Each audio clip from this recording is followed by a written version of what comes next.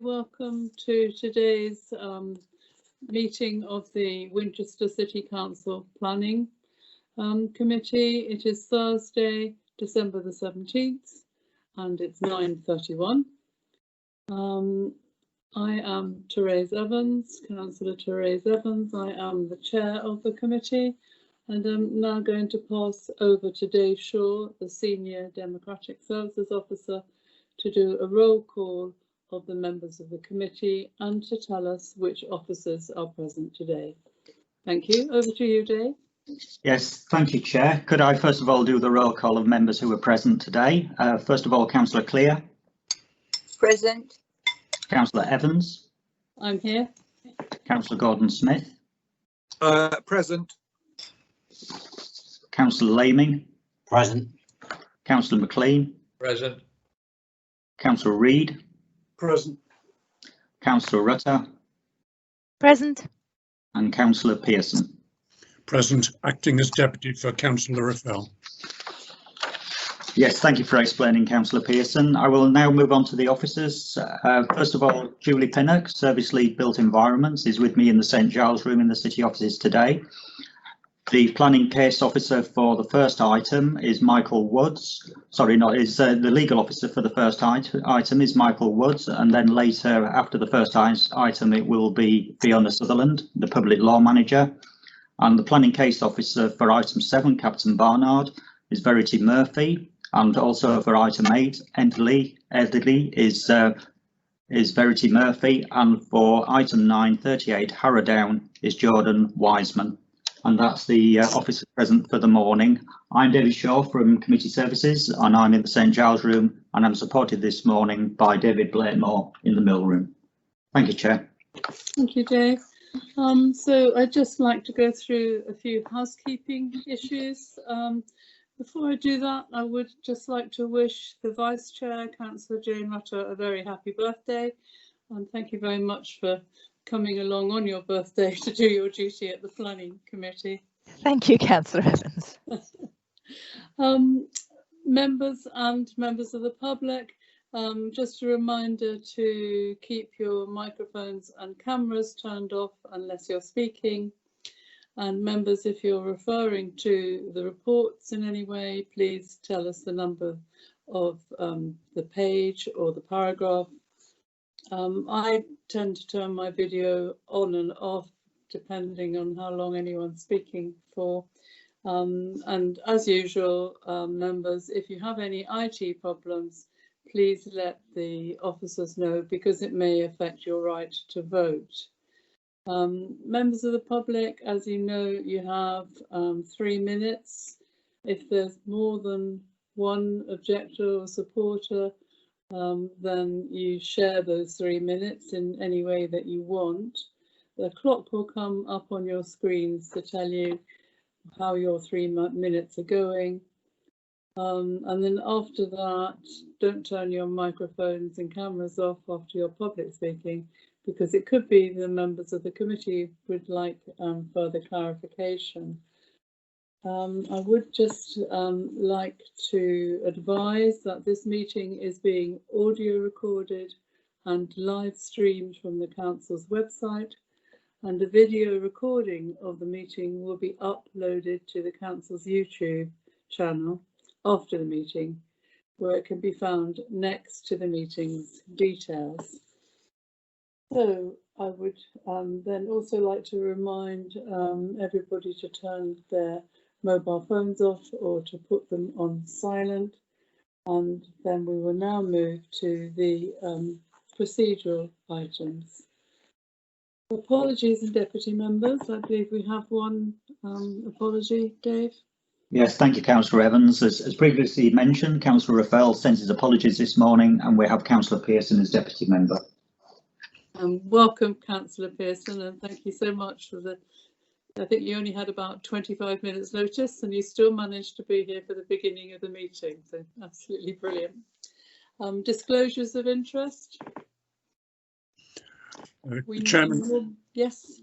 I think at this point I should point out, I understand that there is a site meeting at the Westmerean application I did not attend that site meeting, but I was in attendance for the meeting when it was originally discussed. So I feel that I'm very aware of that, although when that item comes forward, I'll remind the committee of that issue once again. Thank you very much. Anything further to many other members? In which case we move on to item 3, membership of subcommittees. I don't believe we have any, Dave.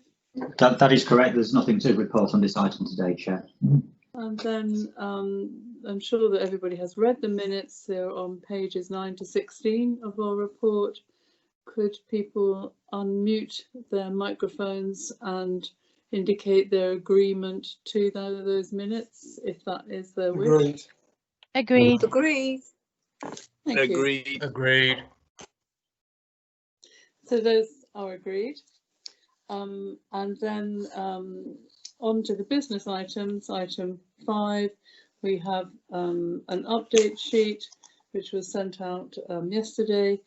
Please, same again, members, could you indicate your agreement to accept the update sheet as an addendum to the reports that we have? Agreed. Agreed. Agreed. Thank you. Agreed. So we move on to item 7, which is case number 20/01781/4, site of the former Captain Barnard, Otterbourne Road, Compton, and the application is construction of a 64-bed care home, use class C2, landscaped gardens, parking and associated ancillary structures and works with access from Otterbourne Road. The case officer is Verity Murphy, and I see that the presentation is already on screen. So over to you, Verity. Thank you, Chair. So the application site is shown in red on this location plan. On the satellite image, the site is shown here. So we have the front of the site, which then wraps around to the rear. There used to be a pub on the site, but that has been removed and the site has been vacant for some years. To the south of the site is a garden nursery, and the surrounding development is residential in character. So this top photograph is standing at the entrance of the site looking westwards. And this bottom photograph is standing in the centre of the site looking back out towards Otterbourne Road, which is here. So this is a site plan that was approved earlier on this year. And that application permitted a 62-bed care home at the rear of the site, as shown here.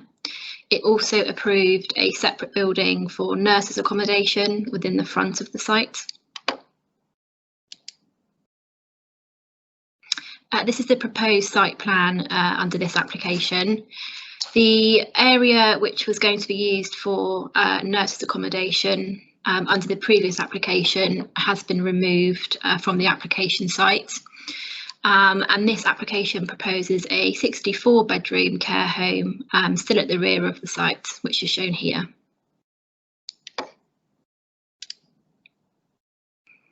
This plan shows the existing consent, which is shown in the red dotted line, and the proposed footprint of the building is shown in grey and black.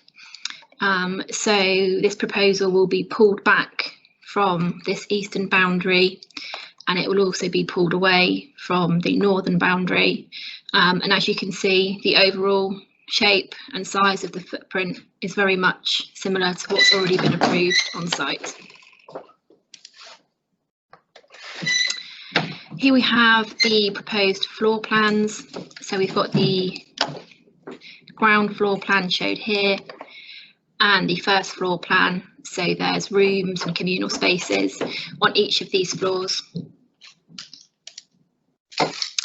We've then got the second proposed floor plan, which is very much similar to the ground and first floor. And then there will be some staff accommodation within the roof space, which is shown in the pink on this plan here.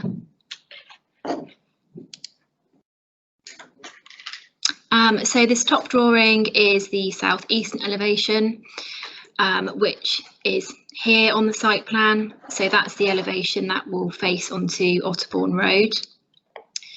We've got the southwestern elevation, which is the side elevation, which is shown here on the site plan. So the elevations are stepped and feature some projecting gables and material detailing, which breaks up the elevations and the built form of the building. This top plan is the northeast elevation as proposed, which is shown here on the site plan. And then we've got the northwest, which is the rear of the care home, which is shown here on the site plan.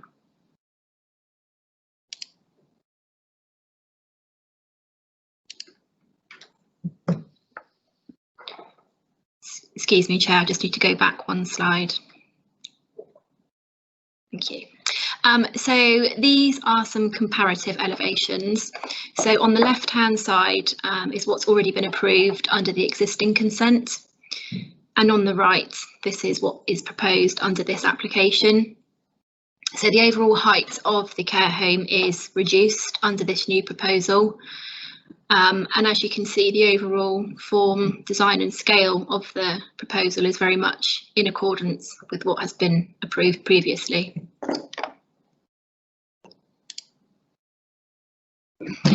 This is the proposed landscaping plan. So we've got the care home shown here. There'll be some communal landscaped gardens to the rear of the care home. There's 2 protected trees in the centre of the site, which will remain. The access and the parking area will be permeable and will be non-slip, and there will also be tree and shrub planting along all boundaries to reinforce them. This is a plan of the proposed outbuilding, which will be in the front of the car park, and this will contain the bin storage and also some cycle parking spaces. Here we have a 3D drawing of what the care home will look like. So this is the front elevation of the care home, and this is what will face onto Otterbourne Road. We have an aerial image of the site.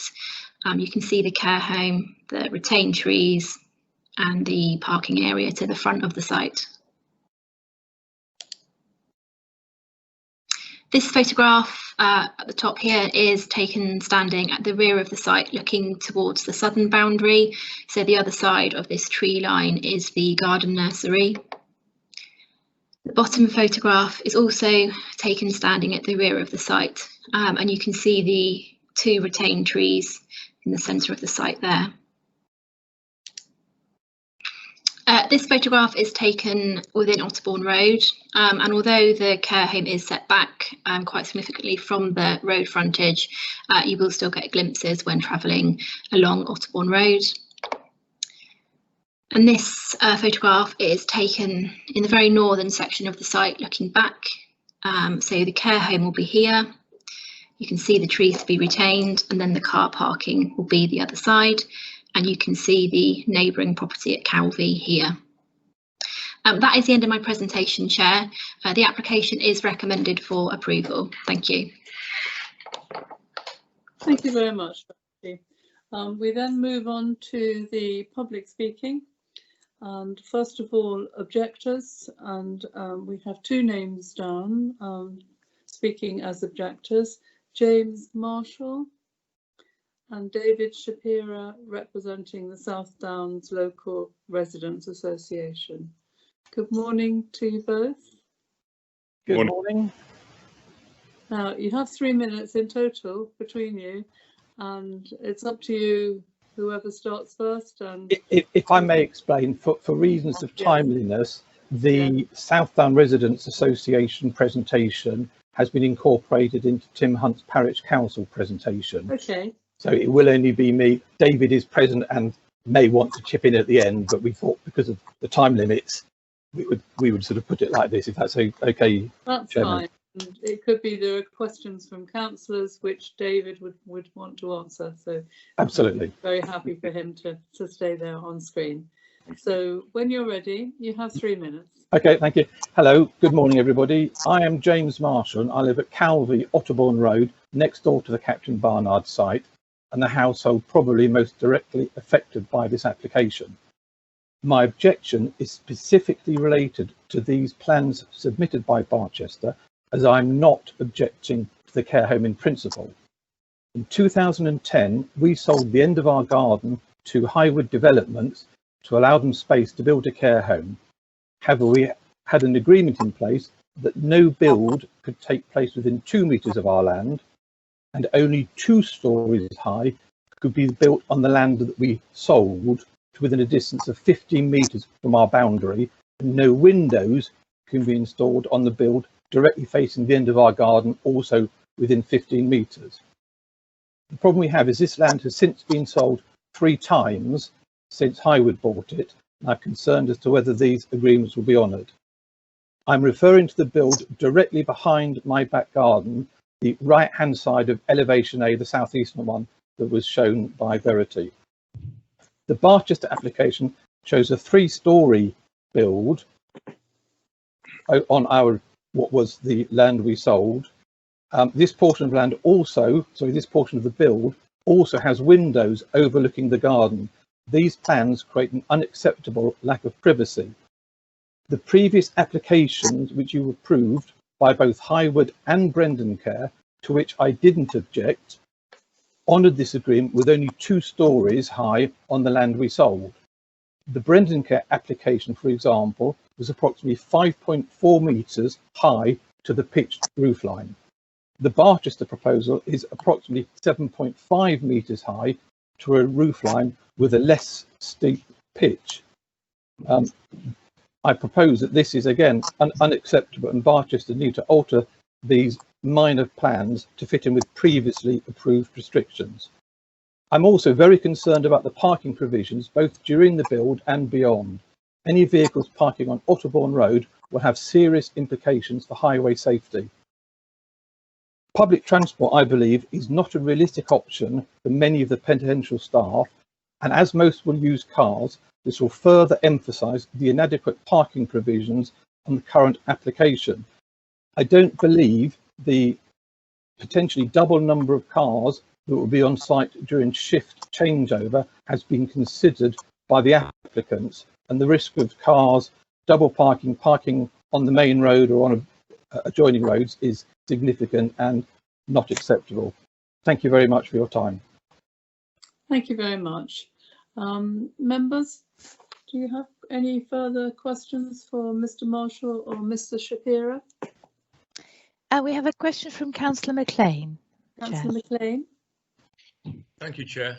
Mr. Marshall, good morning. Hello there. Did you cover, when you sold the land to the sort of the developer 3 times back, did you cover that by any form of covenant or legal agreement? Yes, we did, and they couldn't be built within 15 metres, over 2 stories in 15 metres of our boundary. I have sent some documentation. Unfortunately, a lot of it was on an old computer, which has since failed me, and a lot of the paper documentation. I have been through this both for the Highwood development and the Brendan Care approval, and both of those were approved with the 2 stories on, for want of a better explanation, the wing that faces the end of my garden. So sorry, just to confirm, so there was a legal agreement not between us and Highwood Developments, who was the developer who bought the site. Thank you.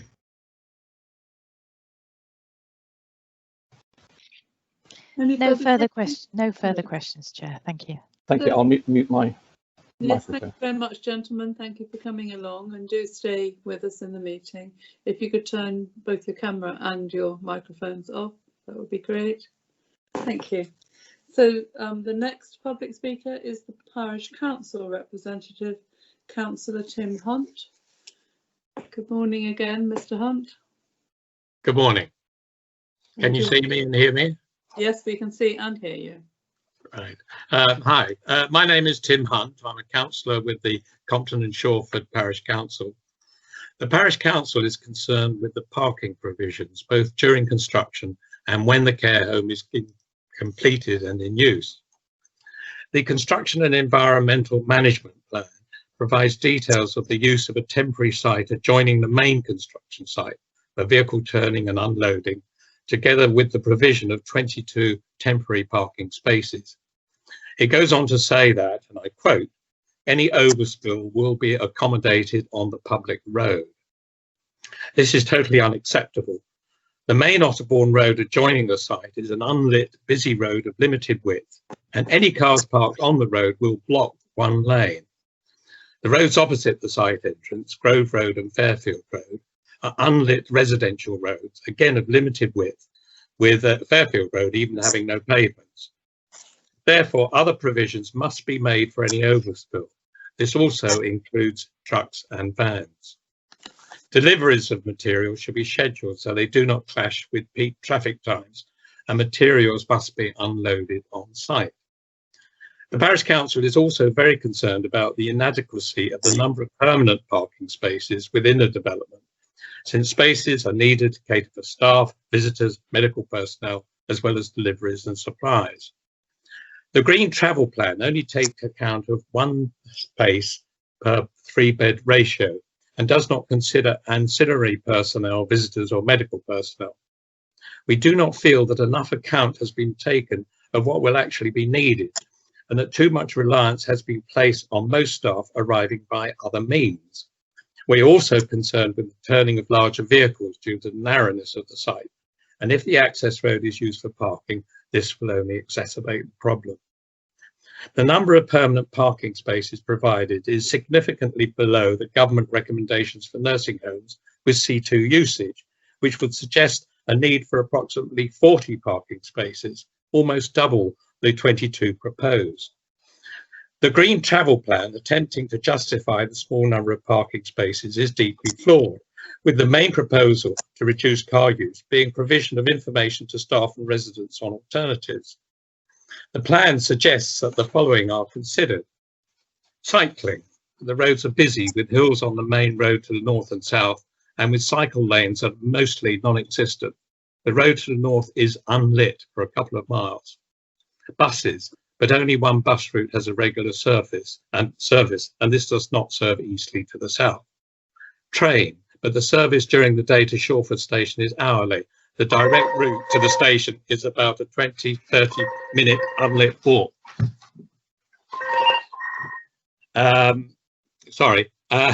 We consider that the travel proposals are impractical and unlikely to be utilised.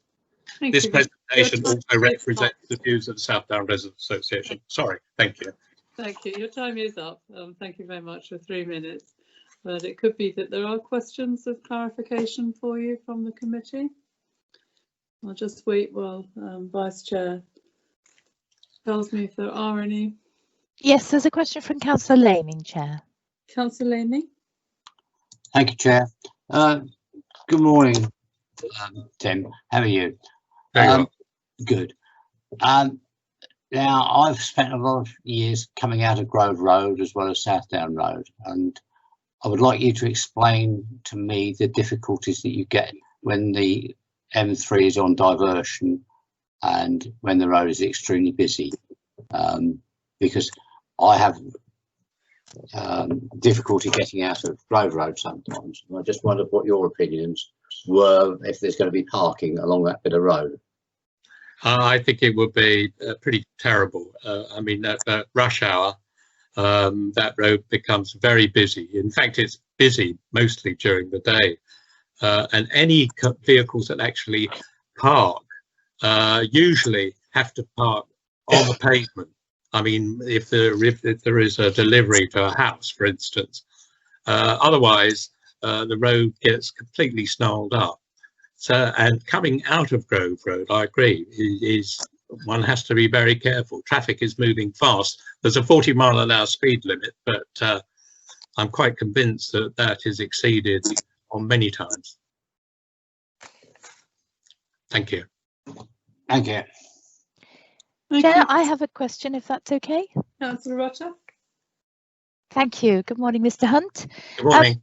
You gave us a list of public transport available, but actually it sounded quite, for some rural areas of the district, that would sound like quite a lot of public transport availability. Could you just tell me where the nearest bus stop is to the proposed home and how far it is to the railway station, please? The nearest bus stop is probably, if I recall rightly, it's less than 100 meters.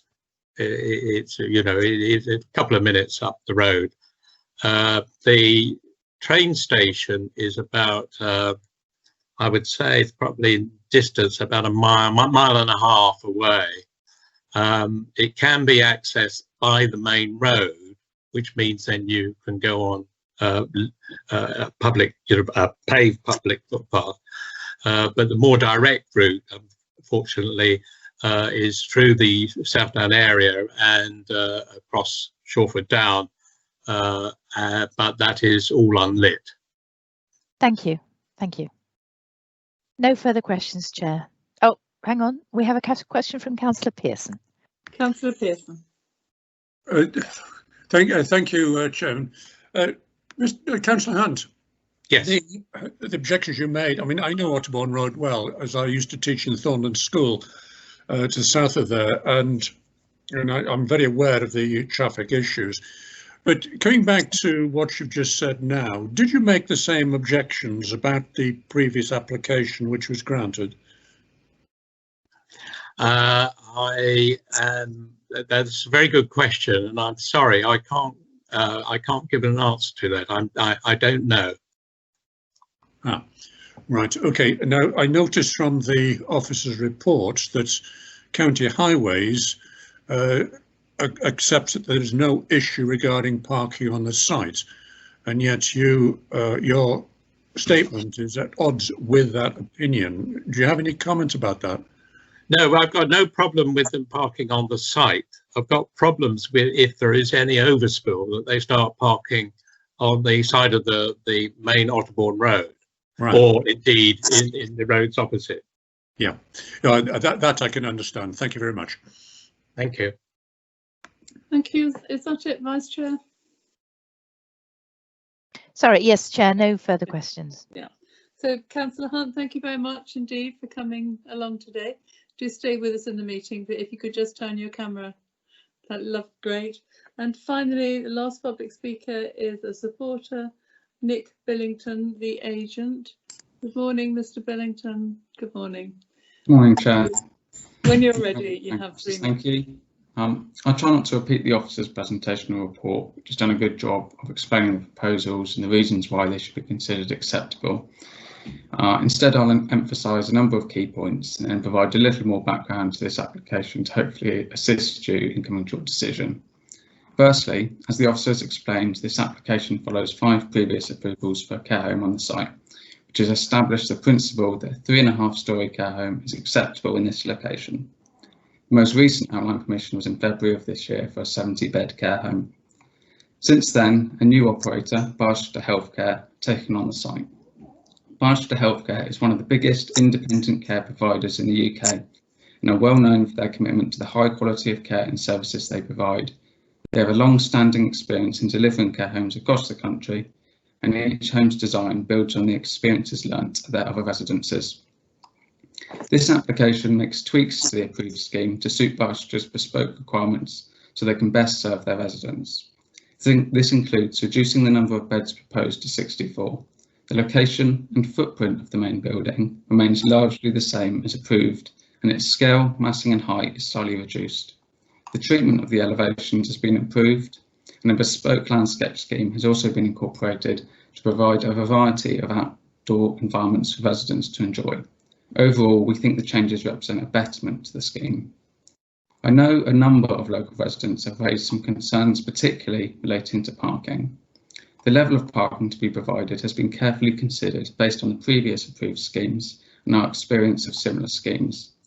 Our development provides 21 dedicated parking spaces, including 2 disabled bays and 2 bays served by EV charging points, with additional incidental space for parking on site if required. The site is also in a highly accessible location, as previous speakers have alluded to.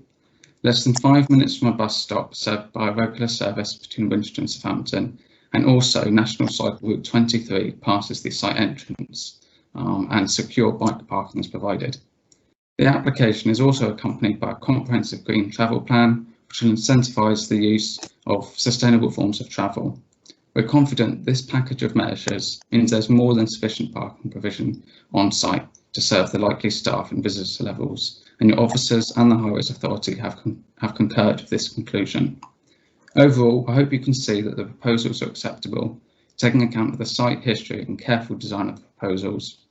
Barchester look forward to delivering this scheme in the new year and making an important contribution to meeting the need for new, high-quality care for the district's older persons. Thank you, Chair, and obviously any questions, do ask. Thank you very much, Mr. Bennington. If I may start the questions from Yes. councillors. You've just talked about parking. What I can't see in our report is how many staff you intend to have on site at any time. So the number of staff will be obviously working in shifts, and the maximum likely to be on site any one time is 24 staff, operating over the 3 shifts, if that makes sense. Thank you. And then you also heard from Mr. Marshall when he sold his land that he thought there was a covenant on there. 2 things, only 2 stories high and a certain distance from his boundary. Would you like to make any comments on that on behalf of Barchester Homes? Barchester are aware of that covenant, and we believe we've built in line with the legal requirement. Obviously, covenants, as you know, aren't relevant to planning in the determination of applications, but they are aware of that covenant, and obviously I believe are in dialogue with the occupier of Calvi. Okay, thank you. Yes, well, that covenant hasn't been respected though, has it? Because it is higher than 2 stories and further and nearer the Mr. Marshall's boundary. My understanding from talking to my client, and obviously their understanding of the legal agreement or any legal agreement, is that we do comply. I haven't seen that legal agreement myself. I don't know the details of that, but okay. That's my instruction from my client. I suspect it's a civil matter, but we'll check Yes. that with our legal advisor in a minute. Councillor Reid, I can see you've got your hand symbol up. Thank you, Chairman. Hello, Mr. Bennington. Hi. You mentioned the EV points that you are going to establish in the car park. Do you think that 2 would be sufficient for such an establishment? I think given the nature of the sort of times that people are likely to be there, and sort of the current kind of policy requirements in terms of the level of charging points, I think that's an appropriate level of EV charging points to allow the number of people likely to travel by electric car to the site to charge their vehicles whilst they're parked on site. Yeah, my view was the fact that if residents have vehicles, they are of an age group that are liable to have the electric version.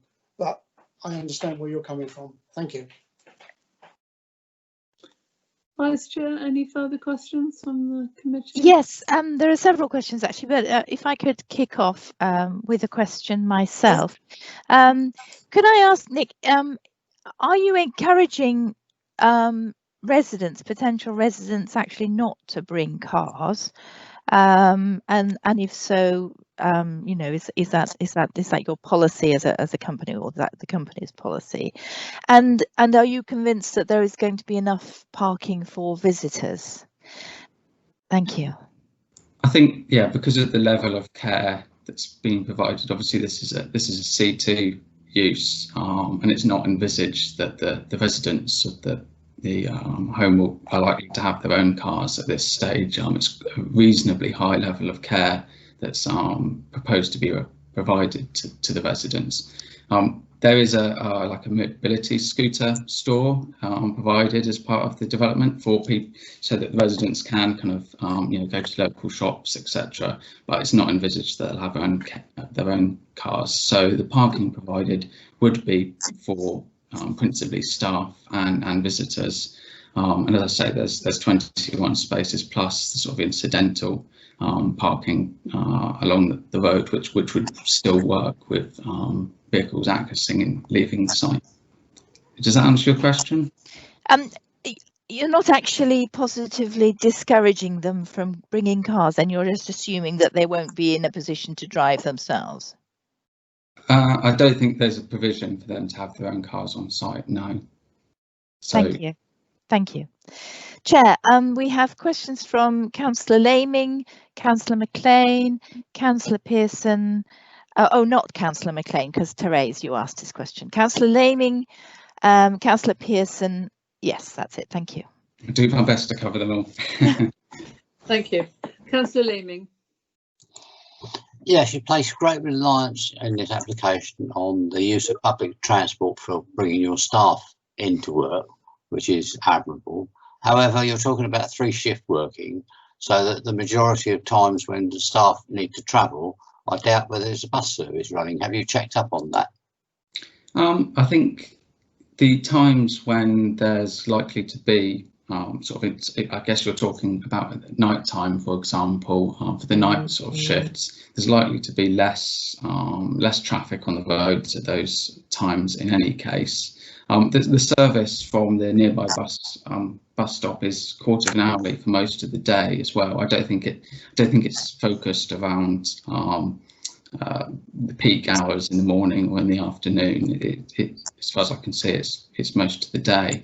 So I think that there's still opportunities for people to travel by bus at most times, and the travel plan also encourages not just the use of public transport, but things like when we can, car sharing and shared travel to work in car clubs and things like that as well. Obviously, that's a bit difficult at the moment. But obviously, hopefully, by the time the development's in place, those are the kind of things that we can also encourage, not just the public transport elements of the sustainable travel, if that makes sense. To a certain extent, yes, but for people that start at 6 o'clock in the morning, they're going to have to go in by their own transport, because I don't think there's a bus service running at that time of day. So the people that finish at 10 o'clock at night will have to go in by car, because there's not much of a bus service at 10 o'clock at night. And the people that start at 10 at night will want their cars there to go home in the morning. So I think we have a serious problem then with parking. My understanding is that the bus service does run. I think it's the Blue Star bus service does run. At those sort of times. I think it is slightly less regular, but it is a service all the time. And as I say, we're not solely reliant on public transport, bus transport. Yes, there will be an element of people driving to the site. I don't think we dispute that. But as I say, there's other things like car sharing, and obviously people's shifts starting will coincide with each other. Things like that will be encouraged to minimise the number of private vehicles that are coming to the site with one occupier. Okay, Councillor Laming. Thank you. Councillor Pearson. Thank you, Chairman. Right, okay. Mr. Billington, I have 2 questions, but one is for Mr. Sutherland, not yourself. But anyway, direct yourself. The previous application, I noticed, was granted, but it included a home for nurses. Now that has gone from your new application, and you've made various adjustments to the height of the building. You've drawn back from the boundaries. Yes, all plus points in my mind, but where do you expect the nurses to live if you are not providing that accommodation in that outside house? Are they intended to work in the local community, or sorry, live in the local communities, or are a proportion going to be living on site? No, there's no staff kind of living accommodation on site, so I think that the accommodation Verity showed on the sort of roof space of the building is just kind of staff breakout space and for that ancillary kind of. So there's no living accommodation for people to sleep overnight on site, but the shift patterns of, for example, the nursing staff will be such that there will be nurses on site at any one time. I think, top of my head, I think the nursing, it's envisaged there'll be about 12 nurses working over shifts on the site, including then obviously support staff for those nurses, if that makes sense. So it comes down to, again, we're talking about parking provision on site. Yes, you do have parking, one parking place for 3 residents, but that assumes that the nurses aren't going to need any parking, which means where are they going to park if they come in by car? And some undoubtedly will. Whether we like it or not, that is a reality. Unless you're going to have a rule of employment that they may not have their own transport, which I'm not quite sure whether you get employees on that. So, I mean, how are you going to deal with that? I mean, Otterbourne Road is fairly narrow, and it won't take a lot of parking on the ride, nor will the side roads. So, how are you going to deal with that? I know you're the agent rather than the manager, but could you give some comments? So just to be clear, the 21 parking spaces provided on site, they're not designated to particular staff. As I said, there's no dedicated residence parking on the site because it's not envisaged the residents will have. They won't need cars on site. So the 21 spaces for the use of the nurses, all of the staff that will be on that, and obviously potential visitors. We've got sort of 2 disabled bays. We've got the EV charging spaces, and then in addition to the 21 spaces, there's parking space on the access road for the care home as well, which we haven't included, unlike the previous application had, because we felt it was disingenuous to include the spaces along the access road. We wanted to just focus on the marked bays, but there is space along that access road for people to park in the eventuality that all the marked bays are taken. And as I say, that they are for the use of anyone coming to the site or staff coming to the site.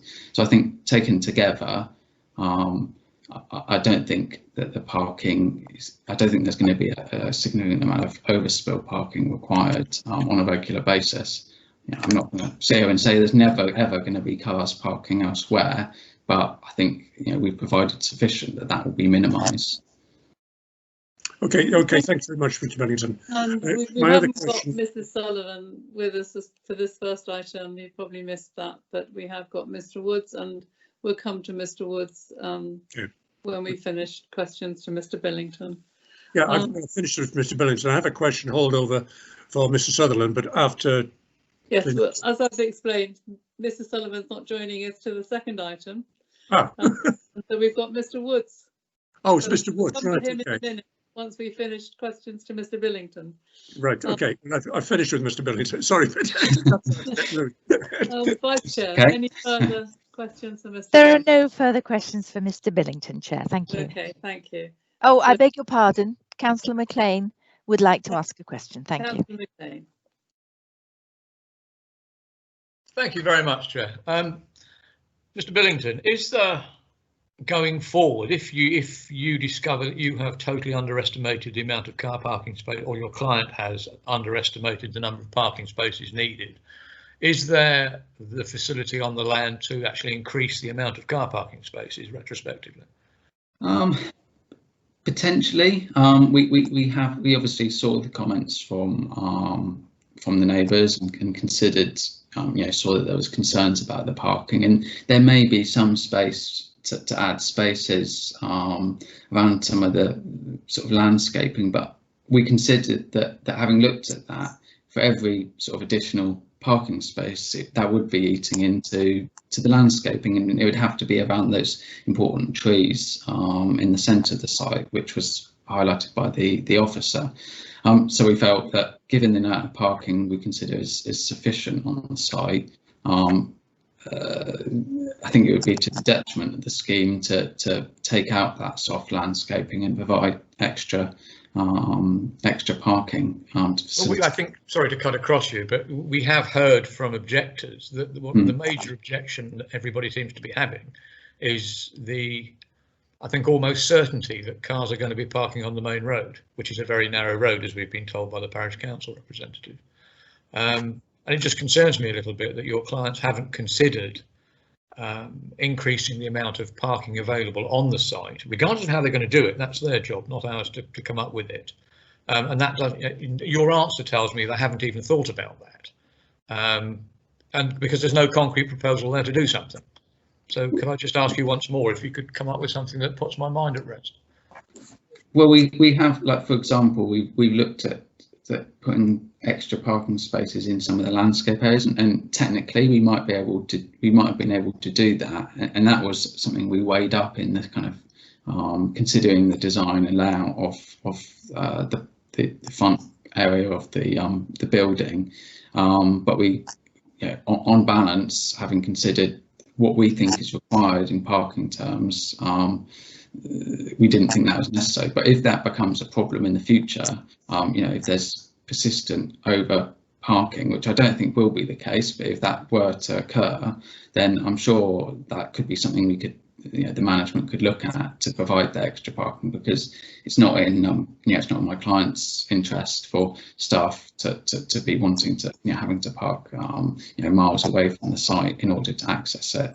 And just to add as well that they do have, because it is mainly staff that will be parking on a site, they do obviously have a level of control over what those staff do in terms of getting to and from the site, in managing that, if that makes sense. Right, we can stop the conversation there, because we have got highways and parking as one of our discussion headings, and we don't want to give Mr. Billington the impression that he's in the dock here. We have to don't worry. The application as it is. Any further questions for Mr. Billington? No further questions, Chair. No. So thank you very much, Mr. Billington, for coming along today. Obviously lots of interest in your development, and if you could turn your microphone and camera off, but do stay with us, of course, for as long as you wish. Now, Verity, have you got anything you would like to update us on what you've heard in the public speaking? Thank you, Chair. I do have some points to add about the highways and parking. So the number of car parking spaces on the site is 21, and that's in accordance with the Hampshire car parking strategy and standards, which says that it should be 1 space per 8 residents and 0.5 spaces per member of staff.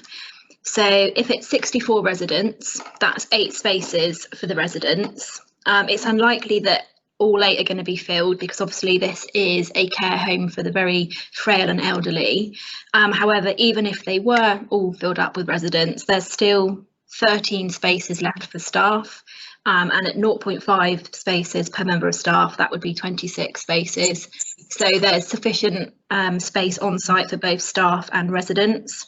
Also, we've just had a quick look at the public transport, and there is a bus which runs from 5:47 in the morning all the way through until 17 minutes past midnight. So a large majority of the day, the site is served by public transport. Thank you, Chair. Thank you very much, Verity. Was there anything else? That was it. That was everything, Chair. Thank you. Thank you. Then obviously we might have questions for you in a minute. So let's go then. Chair, Vice Chair, is that it for? Oh yes, that we've had all the questions. Sorry. Let's go on to our report, and I'm going to take Principle of Development, page 20 and 21 first of all. Chairman, might I ask that question of Mr. Woods? Yes, well, we're going to ask it in principle of development. Okay. Yeah. So we're in principle of development. Carry on, Councillor Pearson, asking your question, presumably about the covenant. Indeed it is, Chairman. Mr. Woods, I recognise that a previous application has been granted, and that is a material consideration. Could you tell me what, therefore, is the relevance and importance of this covenant, bearing that previous application being granted? What's the relevance now for this application? Thank you, Councillor. I'm assuming that this is a private covenant between parties, private parties. Obviously, I haven't had sight of the covenant, but in principle, it wouldn't have relevance in relation to taking a decision on a planning application. It's not a material planning consideration. Okay, thank you very much. Very succinct. Mr. Woods, Michael, would it be fair to say this is a civil matter between? Yes, it would be. Yeah. Right. Okay. Yeah. Any other questions on principle of development? Councillor Reid did have her hand up. I don't know whether you have a question, Councillor Reid. Chairman, that is correct. I did, but it's going to be better placed on the impact on the character. Okay, thank you. So could we then go on to design and layout, impact on the character of the area and the neighbouring property, and impact on the residential amenity. So that's on pages 22, 23. And is that where your question, Councillor Reid, comes in? Yes, Chairman, if I may. It's just literally to clarify from Verity that the windows that are being spoken about by the neighbouring property, could you tell me their use, please? I believe they are landing windows or staircase windows. Is that correct? Thank you, Chair. So these are the windows on the southeastern elevation.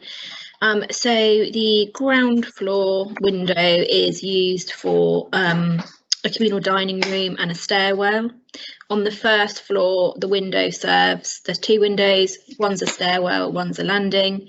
And on the second floor, it serves a stairwell. So it's not considered to result in significant overlooking to the neighbouring property to the east of the site. Thank you, Chairman. Vice Chair, any further questions on those issues? No further questions, Chair. So we'll move on to the rest of the report, starting with noise and going on to the end. Verity, I have a question on the noise. Now, in the beginning of our report, our service lead for the public protection was concerned about potential noise impacts from the motorway and the development, but later on, and then it said not possible to condition an acoustic report as part of the permission granting, but then in our report on noise it says the opposite. It says that it won't generate a level of noise over and beyond the previous scheme.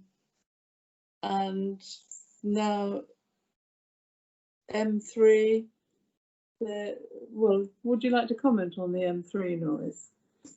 Thank you, Chair. So the Environmental Protection Officer raised concerns about the noise of the M3 on the residents of the care home, and they would have wanted a noise report up front to assess that impact of the M3. However, as the officer, I didn't feel it was necessary to do that because there are a number of residential properties closer to the M3. So I don't think that the M3 will have a significant impact over and above in what's in the surrounding area at the moment. However, we have looked at the potential noise coming from the care home in terms of air conditioning, refrigeration, laundry rooms. So I have conditioned that before the care home is occupied, an acoustic report reflecting the noise emitted from the care home is submitted to us to have a look at to make sure that it won't have any harmful impacts on the neighbouring properties. Thank you, Chair. I see. Yes, that's condition 18 then on page 28. I was looking for a condition, but I'm obviously not quite with it. I found it now. Thank you. So we're still on the same headings: noise, contamination. We have got highways and parking as well. I mean, I worked out the formula as well from the Hampshire parking strategy and came to the same conclusion that I needed 20, that we needed 8 plus 12, and so that 21 was over the requirement. Councillor Pearson, I see you've put your camera on, so have you got a question there? Yes, please. It's a question as much as a comment, or comment as much as a question. It's regarding noise. I recall several years ago, and perhaps I remind you of this, Chairman, with what I say, we looked at a block of flats that faced onto the M3. I think it was slightly farther north from this particular site. And we raised the issue about this, and I'm not sure if we didn't turn it down, and it was granted on appeal. The issue is really more of building regulations and what can be done in order to mitigate for certainly the low resonance noise, which will be the big impact on the building and this site. I think Verity will be very aware of this. I don't know if you want, whether the Environment Protection Officer commented on this. I'm sure he did, because certainly Phil Tidridge was the consultant for that original site, and I'm pretty positive he would have learned lessons from that. Thank you, Chair. I'm not quite sure what your question is, Councillor Pearson.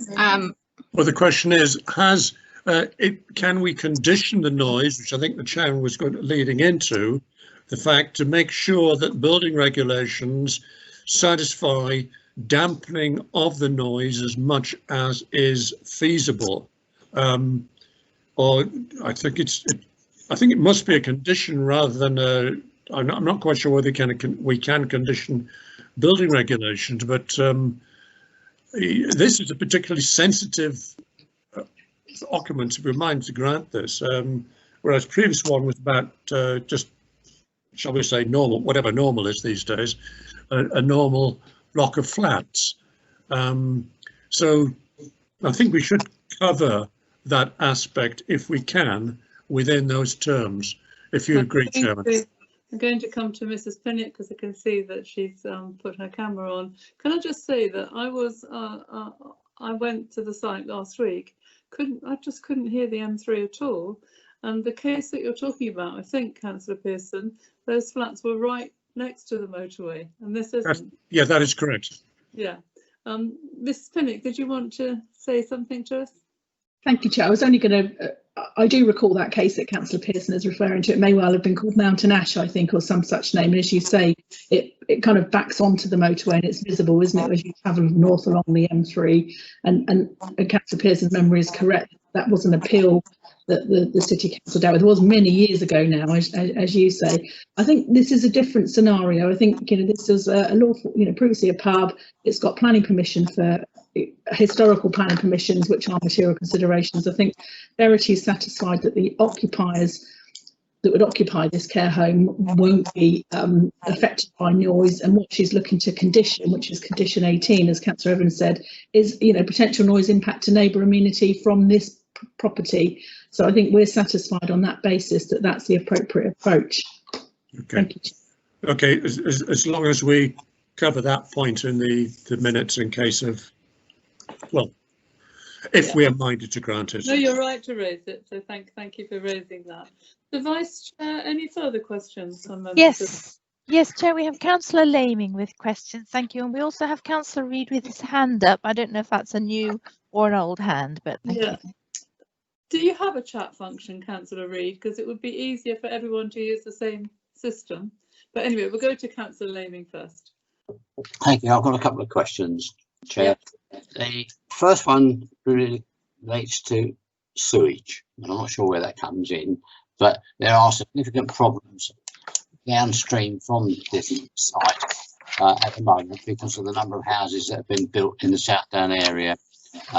Every time we get inclement weather, we're getting gardens flooded by the sewage. So I want to be assured that something's going to be done about the sewage system to make sure that this extra 64 beds is not going to create any further problems for the residents down there. The second point is parking. Can we put a condition on that there is no parking whatsoever on Otterbourne Road or Grove Road from this site? Because with the M3 being upgraded to a smart motorway when this is due to be built, it's going to cause absolute havoc if there's cars parked or trucks parked unloading on the main road, and also parking on the main road outside the property will cause a very great safety hazard for people coming out Grove Road. Thank you. I'm not sure that we can control the outside the site with this application. Verity, do you want to comment on sewage and parking on Otterbourne Road?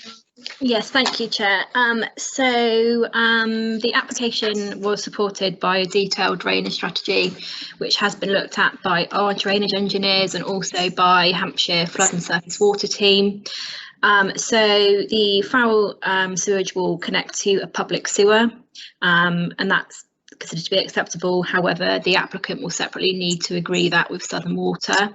Surface water runoff and drainage will go to 2 cellular soakways, and that's considered acceptable by Hampshire Flood and Surface Water team. In relation to the parking on Otterbourne Road and Grove Road, you are correct, Chair. We wouldn't be able to condition anything that's outside of the red line of the application site. Thank you. Yeah, Verity, just one point though. Because the sewage overflows on a regular basis and we're increasing the sewage flow, surely we should have some control over to make sure that sewage system is upgraded to cope with this.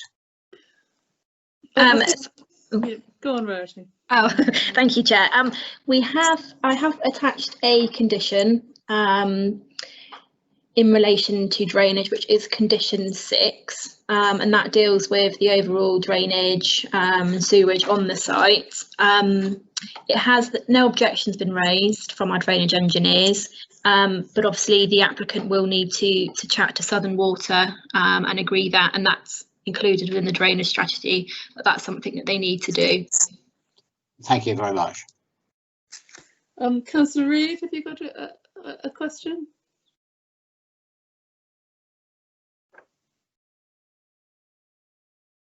Councillor Reid?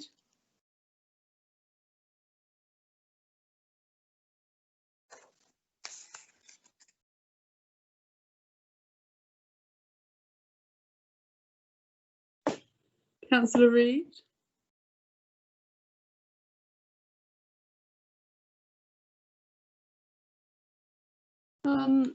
Vice Chair, can you hear me?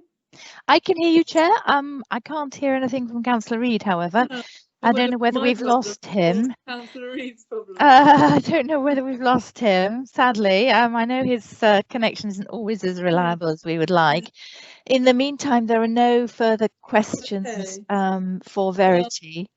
Let's move on, and then if Councillor Reid's got a burning question, and I'm not too sure how much he's missed. I think he might have to step down from this. Yeah, we might need Mr. Wood's advice on that.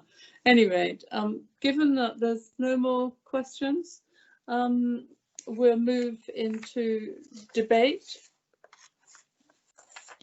Perhaps I could kick off debate, Chair. Please, thank you. Thank you.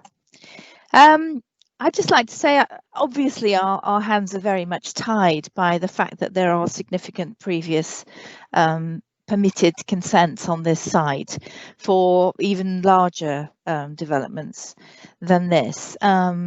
So that is a significant material consideration that we have to take into account. And actually, I think it's probably a good site for a development like this, and we all know how much we need supported housing for our elderly residents.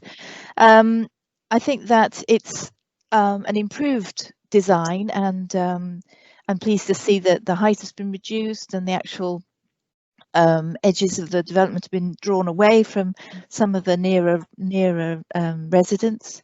It's a very sustainable site. We've heard that the bus runs regularly from early till very late. A sort of bus service that most areas of the district would be very pleased to have.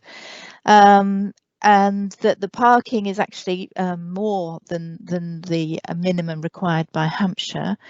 So all in all, I think that we have really very little choice in the matter but to support this. But in fact, I'm welcome the improvements that have been made by the developer. And I hope that we will see a very nice new home for elderly residents that will be a credit to the developer and a credit to the local area. I think the issue of the covenant is a potential fly in the ointment, but it is a civil matter. It's not a planning consideration, and we cannot take that into consideration. So all in all, I'm happy to support the officer recommendation. Thank you, Chair. We have for debate, we have Councillor Pearson, Councillor Clear, Councillor Gordon-Smith and Councillor Laming. Thank you. And Councillor Reid, are you back with us? Yes, Chairman. I apologise for that. I had a problem in the kitchen, which is next door, which I just had to go and quickly attend to. So apologies for that. I don't know how long you were not. That literally two seconds, really, probably the time you were trying to get in touch with me. Mr. Wood, could I have your legal advice on this as to Councillor Reid being able to carry on being part of the committee? Thank you, Chair. I think it depends on the committee's view, the Chair's view on the extent of absence. If it is just limited to, I think, a couple of seconds as described, and therefore there has been continued, in fact, engagement, I think, on consideration of the application, nothing missed, as it were, then I think it'd be fine to proceed and continue involvement. And I think you just missed, well, you might not have missed it, Councillor Reid. I think you missed Councillor Rutter's debate statement. I heard most of it. Yeah, okay, so we're okay to carry on, Mr. Wood, is that correct? Yeah, okay. And did you before I carry on with debate, did you before have a question that you wanted to ask? No, I think I'd forgotten to take my hand down again. Okay, yeah. Right, so we've had Councillor Rutter in debate. Councillor Pearson. Thank you, Chairman. Yes, I mean, I won't repeat what Councillor Rutter said very well, because I agree entirely with what she said.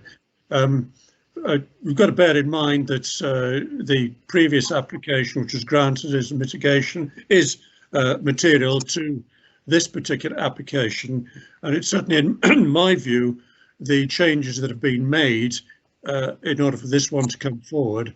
Yes, we've had an increase of 2 in the number of rooms, but the height reduction, the footprint reduction, all of which height reduced, footprint smaller, design is very, very similar. So really, the only thing one could miss is the nurses' home, and well, that is between the management rather than being a planning issue per se. I'm happy with the comments that hopefully noted about the noise, and I also note what Councillor Lemming said about the sewage in this area, but that's been covered by the nitrate comments in Mrs. Murphy's report. Grampian conditions, yes. So the report, the sewage report that the agents have got to put in, I'm sure will cover that point adequately. Although bear in mind, Southern Water is under pressure about water supply and how much more water they can take from the Test Valley. While they've got a pumping station to the south of this, it's up to them as to whether they can provide adequate amount of water and the development in this area. So far, they do say that they can and will do. So that certainly is covered as far as the utilities are concerned. The traffic issue, at present, traffic on Otterbourne Road will be heavier than normal because of the roadworks on the M3 and traffic's attempt to avoid that section of the M3. Although I have to say, during school run times, rush hour times, traffic always has been, right the way back into the 1980s, an issue along this road. Even when the M3, or as it was originally, Charles Road bypass was built, it was still an issue, particularly if the bypass, now M3, was blocked. Well, you can't allow for that because that may not happen again. It might, but we cannot foretell what is going to happen in the future. So yes, I cannot see any reason why this application was granted. As Councillor Rutter quite rightly said, I welcome additional care homes. Perhaps I should declare a marginal interest in this particular one, although maybe I'm not frail enough to go into this one, but more care homes are desperately needed, and this looks to be, on the face of it, a grand one to look forward to. Thank you, Chairman. Thank you, Councillor Pearson. Councillor Clear. Thank you, Chair. Councillor Pearson and Councillor Rutter, I would say, has covered most of my points, but having visited the site, I really feel it is a good location for a care home for elderly residents. The parking, I feel, having listened to everything, has been covered well. It appears the site is also served extremely well by public transport. And so, Chair, I welcome this and I support the application. Thank you. Councillor Gordon-Smith. Yes, I mean, most of the points I was going to make have already been said. There's no reason to object to it. It's approved in principle of having it on the site. I do have well, two concerns. One is I always feel that putting these care homes in remote, fairly remote locations away from towns is not a good idea. There's no life for the local residents to see or to watch or anything. You know, in Alresford we've got one where it's not for frail care, I grant you, but it's right close to the town centre. Someone mentioned electric buggies and going out to the local shops. Well, I don't think there's any local shops around there. There's no cafes or anything. I also have a concern about these two fine oak trees. You know, although they're putting permeable paving down, oak trees are very, very sensitive to changes in the water table, which is precisely what they're going to get. However, I don't think we have any reason really to object to this planning application. No, the covenant is neither here nor there. Okay, thank you. Thank you. Councillor Laming. Thank you, Chair. I've listened to everything that's been said today. I still have severe reservations about the parking on outside the site because I think that's going to cause problems. And I also have severe reservations about the sewage in that area. Unfortunately, as it's been acknowledged that they have planning permission for the same number on a prior application, there's not a lot that we can do about this. So reluctantly, I shall have to go along with this. Thank you. Vice Chair, any further contributions to debate? Yes, Councillor McLean, Chair. Councillor And oh no, mine's actually been covered. He's just been cancelled. Thank you. Okay, yeah. So no more contributions. No further. Could I just check? We don't have any control over Otterbourne Road. Is there anything we could do as a matter of informative? I mean, Mr. Billington said he didn't think parking outside the site was going to be an issue. But is there anything that we could do as an informative just to draw the applicant's attention that they should advise those visiting the site to make sure they park on site, not outside? Someone like to answer me my question?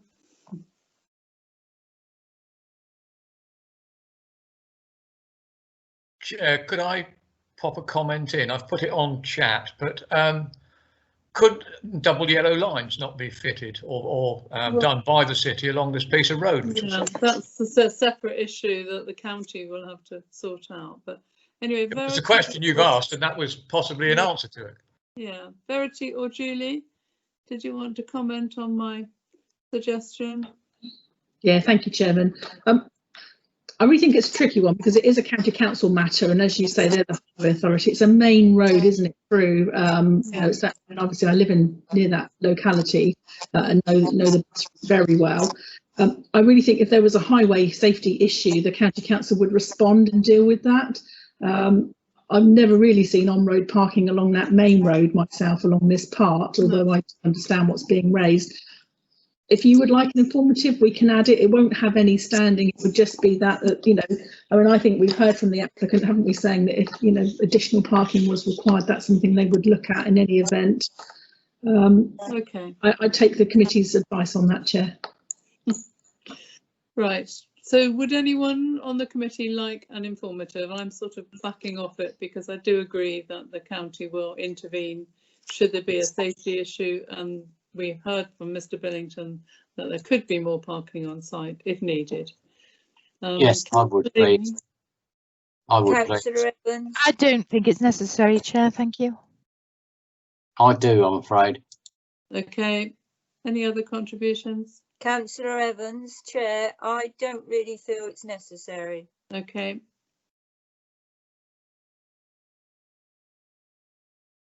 I think that's a majority against, Chair. Thank you.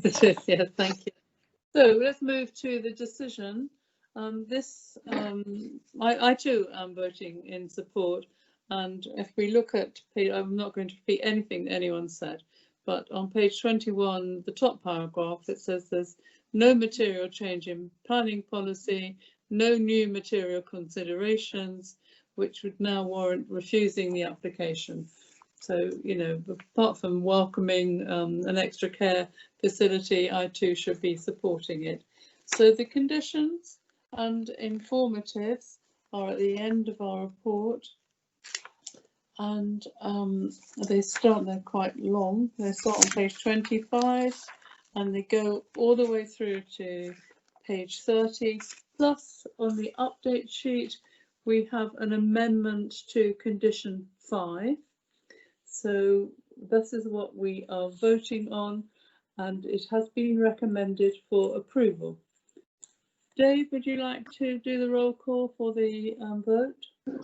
Yes, thank you, Chair. I shall start now. Councillor Clear. 4. Councillor Evans. 4. Councillor Gordon-Smith. 4. Councillor Laming. 4. Councillor McLean. 4. Councillor Reid. 4. Thank you. Councillor Rutter. 4. And Councillor Pearson. 4. So that's all 8 members in favour, Chair. Thank you very much. So that application has been approved. Members, I was going to carry on with one more application before we had a break. I don't know whether we need any quick break to put the presentation on screen. Chair, no, I'm just going to let the member of the public for the next item into the meeting. Okay, thank you. So we'll just wait a few seconds. I'll introduce the next item, item number 8. This is reference number 20/01502/FUL, and it's Erdely, Cleesway, Compton Down, and it's variation of conditions 11 and 12 from the application 15/02867/full, and alterations to the patio, landscaping, boundary treatments, and closure of one access to the site. The case officer is Verity Murphy again. Are members of the public in the meeting, Dave? Yes, yes, they are. So we're okay to go ahead when you're ready, Verity. Thank you, Chair. The application site is shown here on the location plan. It's accessed off Cleese Way, which is a private road.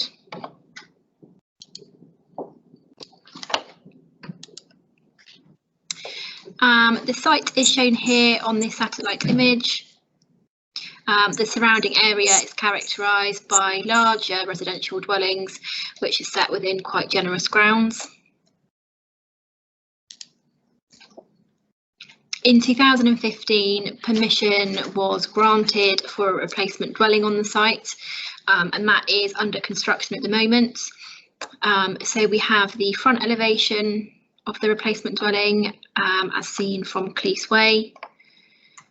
The bottom photograph shows the rear elevation of the property and the patio which has been built. This is the site landscaping plan which was approved previously.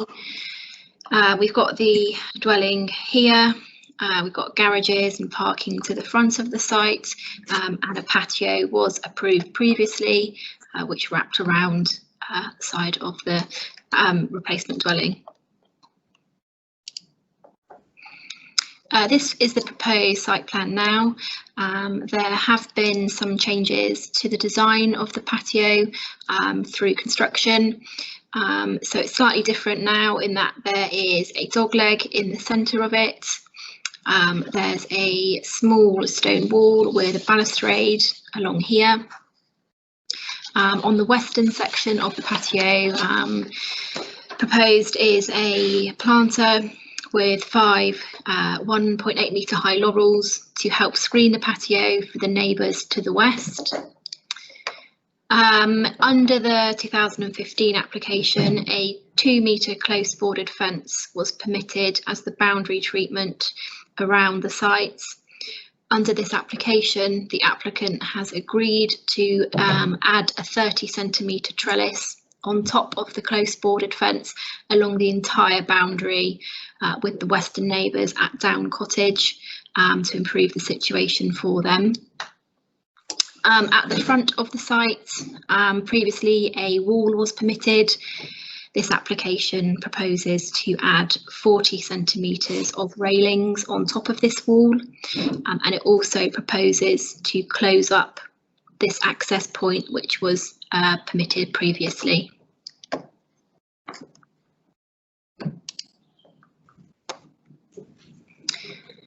This photograph on the left shows the western elevation of the replacement dwelling, the patio and the boundary with Down Cottage to the west. So this green and orange mesh will be replaced with a 2 metre close bordered fence with 30 centimetres of trellis on top. This photograph here is standing in the rear garden of the site. You can see the patio and the relationship with the neighbouring property here.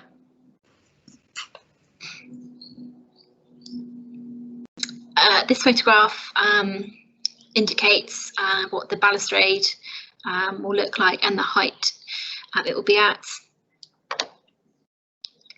This photograph is standing on the patio looking towards the rear garden. This photograph is looking eastwards. You can see the boundary treatment there and the relationship with the patio. And this photograph here is taken within Cleese Way, looking at the front boundary of the site. So this will be replaced with a small wall with some railings on top and a hedge in front of it. The application is recommended for approval, Chair. That's the end of my presentation. Thank you. Thank you, Verity. We have one public speaker who is the applicant, Richard Mandan. Good morning, Mr. Mandan. Chair, before the public speaker speaks, could I ask some members to turn off their microphones, please? Yeah, we've got a number of a others. lot of people still have their microphones on, and there is quite a lot of background noise going on. So, Councillor Reid, you've got your microphone on as well. Councillor Reid, are you there? Thank you. Okay, so good morning, Mr. Mundair. Good morning. Can you hear me? Yes, we can hear you. Do you want to turn your camera on? Yes, I will. You don't have to, but I'm okay without. okay, thank you. So you have 3 minutes to say whatever you want to say to us, and there could be some questions of clarification for you afterwards, but there might not be. And when you're ready, you have 3 minutes. Yeah, there's not really much to say. It's just obviously we amended the plan slightly to the original in reference to the cottage next door. We're sort of assisted with the additional screening with the trellis fence going across that west side of the fence above the 2 metre original fence that was agreed in planning originally. And nothing else to say really. Okay, thank you. Thank you. So there could be some questions of clarification. Just wait for the Vice Chair to tell me if there are any. Beg your pardon, Chair, there are no more questions. Thank you. No questions. No, so thank you very much, Mr. Mundair. If you could like to turn your microphone off. Beg your pardon, Chair. Councillor Gordon-Smith has just come in rather late with a question. I'm sorry about that. Yeah, sorry, there's quite often a little time delay until we get to our buttons, and then so there is a question for you, Mr. Mundair, and it's from Councillor Gordon-Smith. Okay. Yeah, yes, I was just quite simple. At the front of the property, there's going to be this. Well, there was a wall originally, and now there's going to be a railing.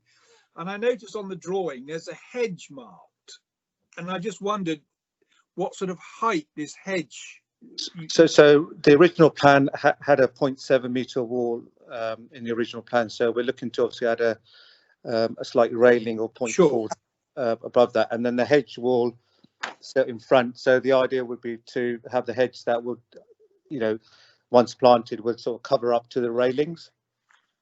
So sorry, it would go up to the height of the railing. We'll rise up to the railings, and yes, and then obviously with growth, and obviously trimming, it should raise above the railings over time. Right. Okay. And had you thought about the species at all for the hedge? Not at the moment, but so off the road, once the hedging is planted, you should not be able to see the railings apart from obviously from inside the house. Yes, indeed. Yes, I mean, if you put it, you can buy mature beach plant. That's right. Yes. Hedging and put it in there, and it looks lovely. Yes, that's right. And thank you very much. The hedging we may look at is if you're looking from the front of the house across the road to the right. That's beautiful hedging that's in that house. So that's the plan, to have it similar to that. Right. Okay. Thank you. Thank you. Thank you, Councillor Gordon-Smith. Vice Chair, any further questions? No further questions indicated, Chair. So that is really the end. Thank you, Mr. Mundair, but do stay with us if you could just turn your microphone off. Members, we are just looking at the variations of conditions 11 and 12 and so on, as in the title, patio, landscaping, boundary treatments and the closure of one access. We have also an extra condition 8 on our update sheet. So I'm going to take any questions on those items because all the rest it already has planning permission and it's not for discussion today. We have a question from Councillor Pearson, Chair. Councillor Pearson. Thank you, Chairman. A question to Verity regarding the height, the additional height of this fence.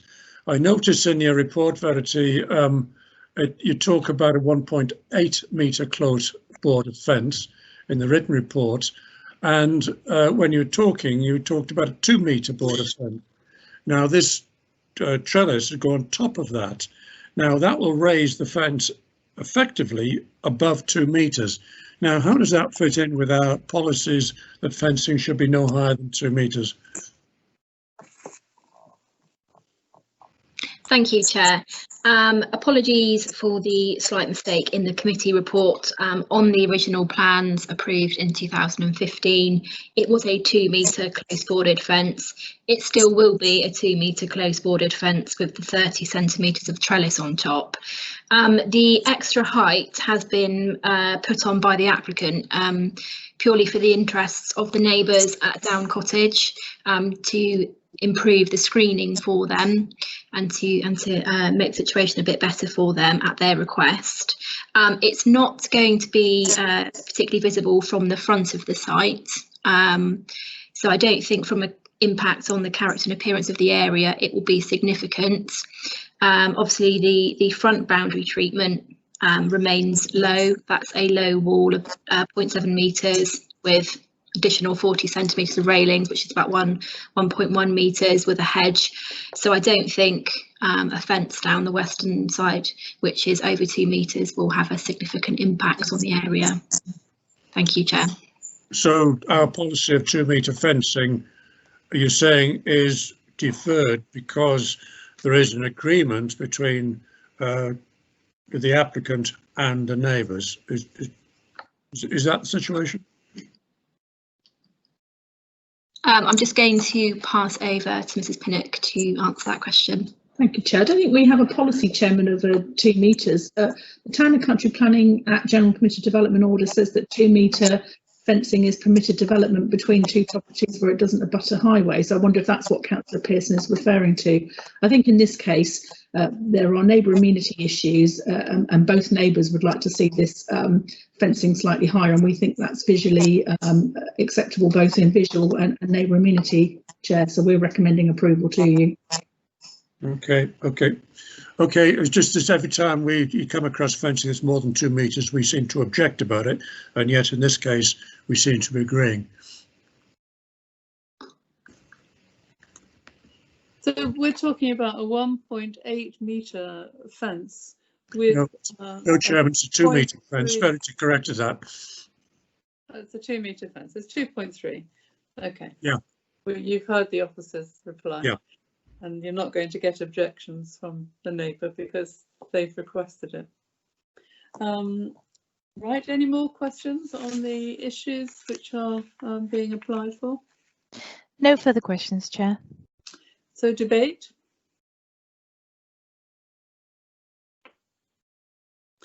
I'll start then. I can see no reason to refuse these. Been out on site. It is a very large house, but so are all the other houses in the area. The applicant, I feel, has been very reasonable in negotiating with the neighbours over the fence, and he's got to put a drainage brick in as well to sort out any fear of flooding. So it seems to be a very satisfactory conclusion, the alterations, and I can see no reason to refuse it, and it will be a very substantial property. Chair, we have Councillor Gordon-Smith for debate. Thank you. Yes, I went and had a look at the site, and I must admit, looking at the drawings, I was a bit concerned about this brick wall and railings, because all the neighbouring houses have hedgerows around them, apart from I think 1 or 2 where there's a wooden fence. But having spoken to the owner, and he tells me he's going to put a hedge in front of the railings, it seems to rather belittle that particular fear. I'm not quite sure if I understand the logic of having a fence, a wall and railings, but anyway, that's the owner's choice. But I don't think we have any reason to object to this. I think it's done quite sensitively. I'd love a beech hedge though, it would look absolutely glorious. Okay. So that's it, Vice Chair? No further debate, Chair. So this application has been recommended for approval. The conditions as set out at the end of our report on pages 54 and 55, and then informators 55, 56. plus a condition 8, which is on our update sheet, page 3, about the construction of the balustrade on top of the patio. And so I will now ask Dave Shaw to take the roll call of the members to signify whether they agree with the approval recommended. Yes, thank you again, Chair. Councillor Clear? 4. Councillor Evans? 4. Councillor Gordon-Smith? 4. Councillor Laming? 4. Councillor McLean? 4. Councillor Reid? 4. Councillor Rutter? 4. And Councillor Pearson? 4. Thank you, members. That's all 8 members again in favour. Thank you very much. So that application is approved. It is now 8 minutes past 11 and I'm going to take a short break. So we will reconvene at 20 past. I forgot to. So it is 11:20. Dave, did you want to do a roll call before Yes, we please. start? Yes, please. Thank you, Chair. Following the break, I will run a short roll call of members for the meeting. Councillor Clear? Yes, thank you. Councillor Evans? Yes, I'm here. Councillor Gordon-Smith? Here. Councillor Laming? Here. Councillor Laming? Yes, thank you. Councillor McLean? Yeah. Councillor Reid? Present. Thank you. Councillor Rutter? Present. Present. And Councillor Pearson? Present. Just to confirm, that's all 8 members are back in the meeting. Thank you, Chair. Thank you very much. So we move on to agenda item 9, which is 20/01381/HOU. This is amended plans which we received on the 9th of October this year, a garage conversion and extension at 38 Harrow Down, Badger Farm. The case officer is Jordan Wiseman. Good morning, Jordan. Good morning, Chair. And I see you've got your presentation already on screen. So when you're ready, please give us the presentation for this application. Okay, thank you, Chair. Just before I start my presentation, I do have 2 further verbal updates to give to yourself, councillors. The first one being that having carried out a recount of the objections on the application, the number of objections is 6 number of objections from separate households, not 7 as originally counted. The second update is that 1 further letter of representation was received late yesterday evening with regards to the size of the proposed parking space. To that end, I'm still satisfied that the parking space meets the size standards required of it. Thank you. So first slide, on the bottom right, we have the site location outlined in red. In the top left, we have the site location again, zoomed out with the site outlined in orange to show it in context with the rest of Harrow Down. The next slide shows the existing elevations of the property. Along the top, we have the existing front and rear elevations, and along the bottom, we have the existing side elevations of the property. The next slide shows the proposed elevations and section. The top elevations are the front elevation and the rear. Along the bottom, we have the proposed side elevations and the proposed section. The section which shows the proposed mezzanine floor created as a result of the extended garage. Next slide shows the existing and proposed floor plans. The top left shows the existing ground floor plan. The bottom right to the left shows the proposed ground floor plan with the converted garage space, and on the right shows the proposed mezzanine floor, again created as a result of the extension to the garage.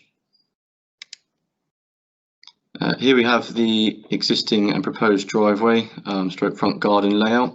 To the left we have the existing layout at the front of the property, which shows the existing driveway along with the front garden. On the right hand side we have the proposed layout, which again shows existing driveway along with the addition of a secondary parking space. This parking space abuts the pathway which leads from the existing drive towards the front door of the property. Moving on to site photographs now. The first two shown here show the front of the property, which look west. The next pair of photographs show the rear elevation of the property, which is looking towards the east. This photograph is of the rear garden to the application site, which looks past the property towards the west. This is a photograph of a similar garage extension seen within Harrow Down, just for a bit of context. This slide here shows a photograph looking away from the application site towards the east, which also shows the communal shared parking area to the right hand side. Again, this photograph is taken within the communal parking area looking east. This photograph is another one of the communal parking area, which is looking south.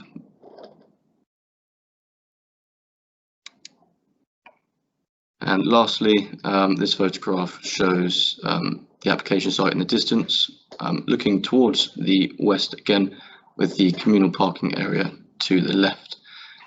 That concludes my presentation, recommending approval. I'm happy to take any questions. Thank you very much. Thank you.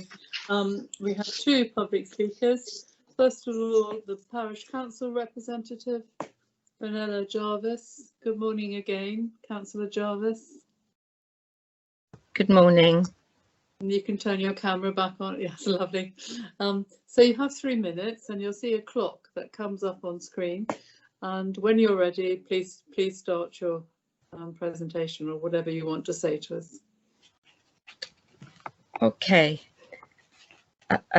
I feel at a slight disadvantage here in that I don't believe I've received the full report that was sent to members, so I have no idea what was sent, unfortunately. But first of all, I'll say about Jordan Wiseman says there are 6 objections. I would have put in an objection, and on the parish council side, we should have. There was a condition on there being no objection, which says no objection to revised plans, providing the sizing of the second parking space is to WC standards of 4.1 metres, and the grassed area does not revert to garden after planning has been permitted. I am led to understand that the size is only 4.1 metre, not 4.8. And when you look down at the property, it would go to the property, it looks very narrow. You wouldn't get 2 full-sized, what are currently for biggish cars. Yes, the report shows inaccurate pictures, and we still have the residents, myself, have a feeling that it will just revert. They've got grass all under it. And in that area, the house next door could easily be boxed in if people were not good at parking. So I don't agree with Jordan Wiseman that the parking space is adequate. If 4.1 is not the same as 4.8 metres.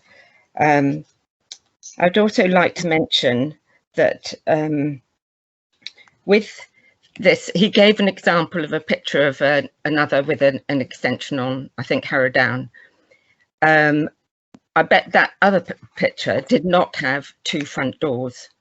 So they've lost a garage, and we were told it was for an art studio, but the only connection between the new extension and the house is an adjoining small WC toilet. There is no other entrance to the house, the main house, than that, which we all find very, very weird. It's a very discreet area. If there were lots of comings and goings, it would be very upsetting and spoil the other residents' enjoyment of their very secluded property.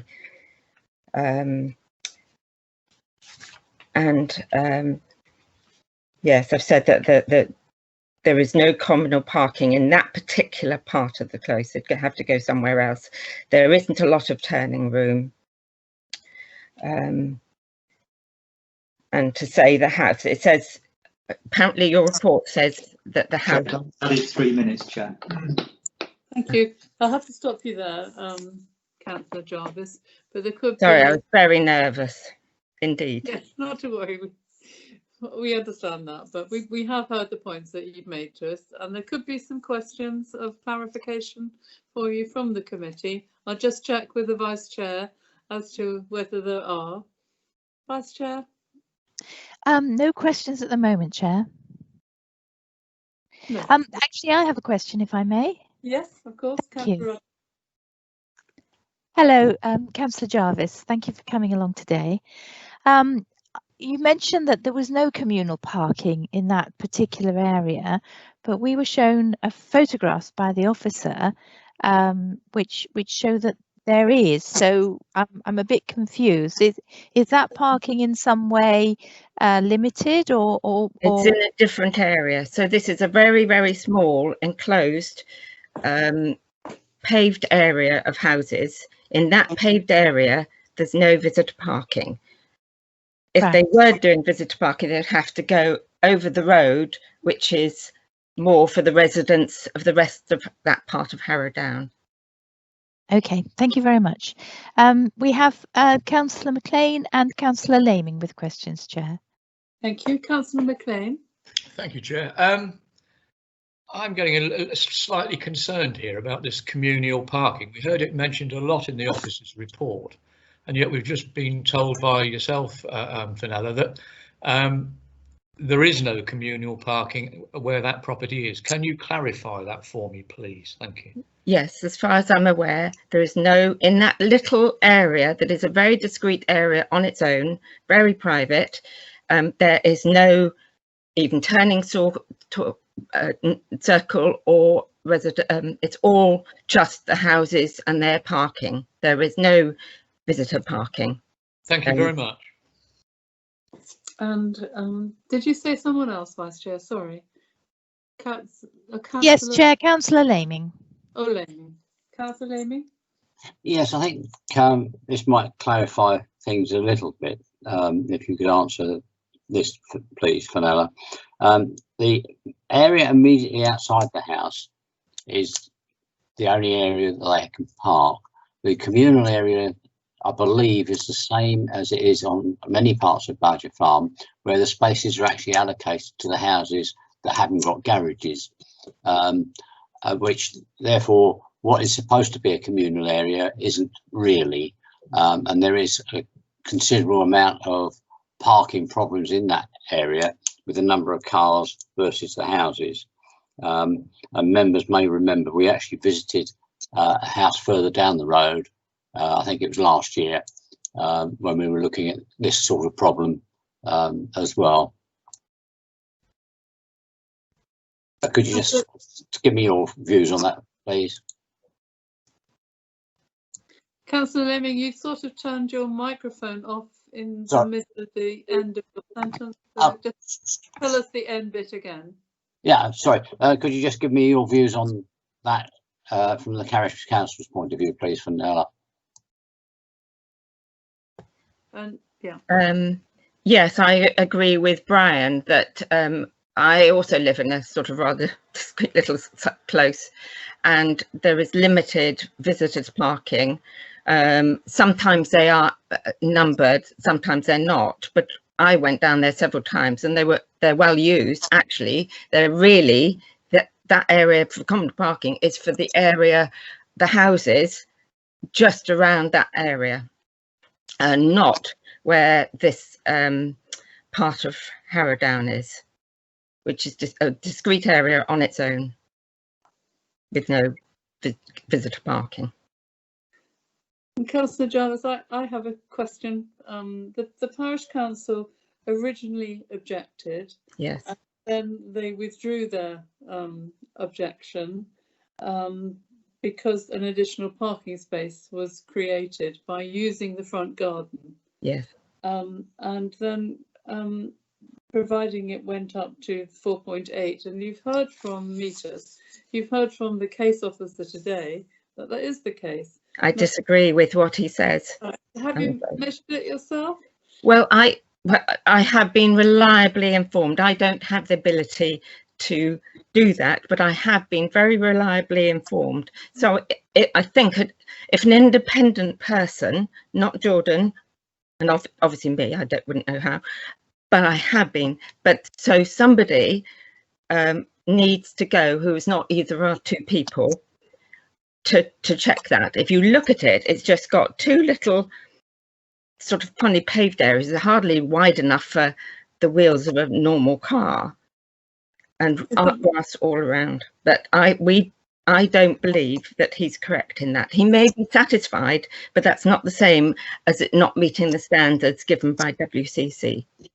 Okay, yes, I have visited the site, and I can see that it's very narrow. But when we had a very late email last night from a resident with showing us a measure. So anyway, we're good. We've got a highways and parking separate heading, so we'll discuss that then. I mean, obviously I could be proved wrong, but I'm not capable of doing that. Thank you. So, Vice Chair, any further questions for Councillor Jarvis? No further questions, Chair. Chair, I think Councillor Reid might have. Chair, I think we have Councillor Reid with his hand up. I beg your pardon. Thank you. Thank you, Councillor Rotter. However, Chairman, what you've just said, that you will deal with this item under the particular heading, I'm quite happy to wait for that. Yeah, I have the Google Earth in front of me, so I will need some taking through it. But we'll do that under highways. Yes, we will. Yeah. So thank you very much, Councillor Jarvis. Your ordeal is over.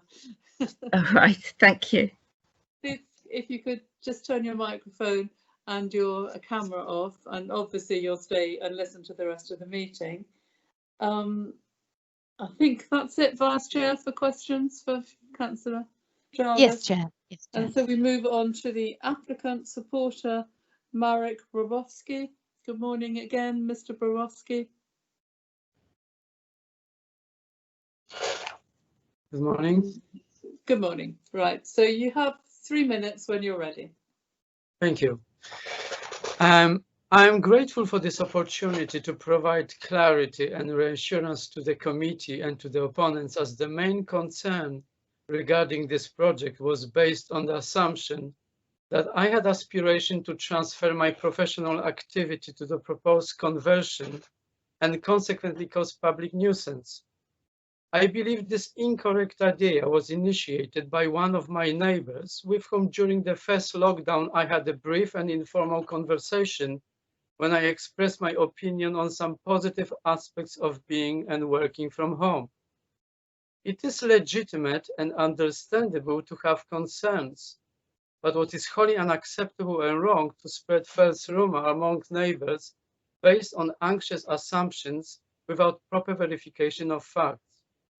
What is astonishing that none of the opponents had the decency and used common sense to contact me directly and verify my intentions, as some other residents of this community did.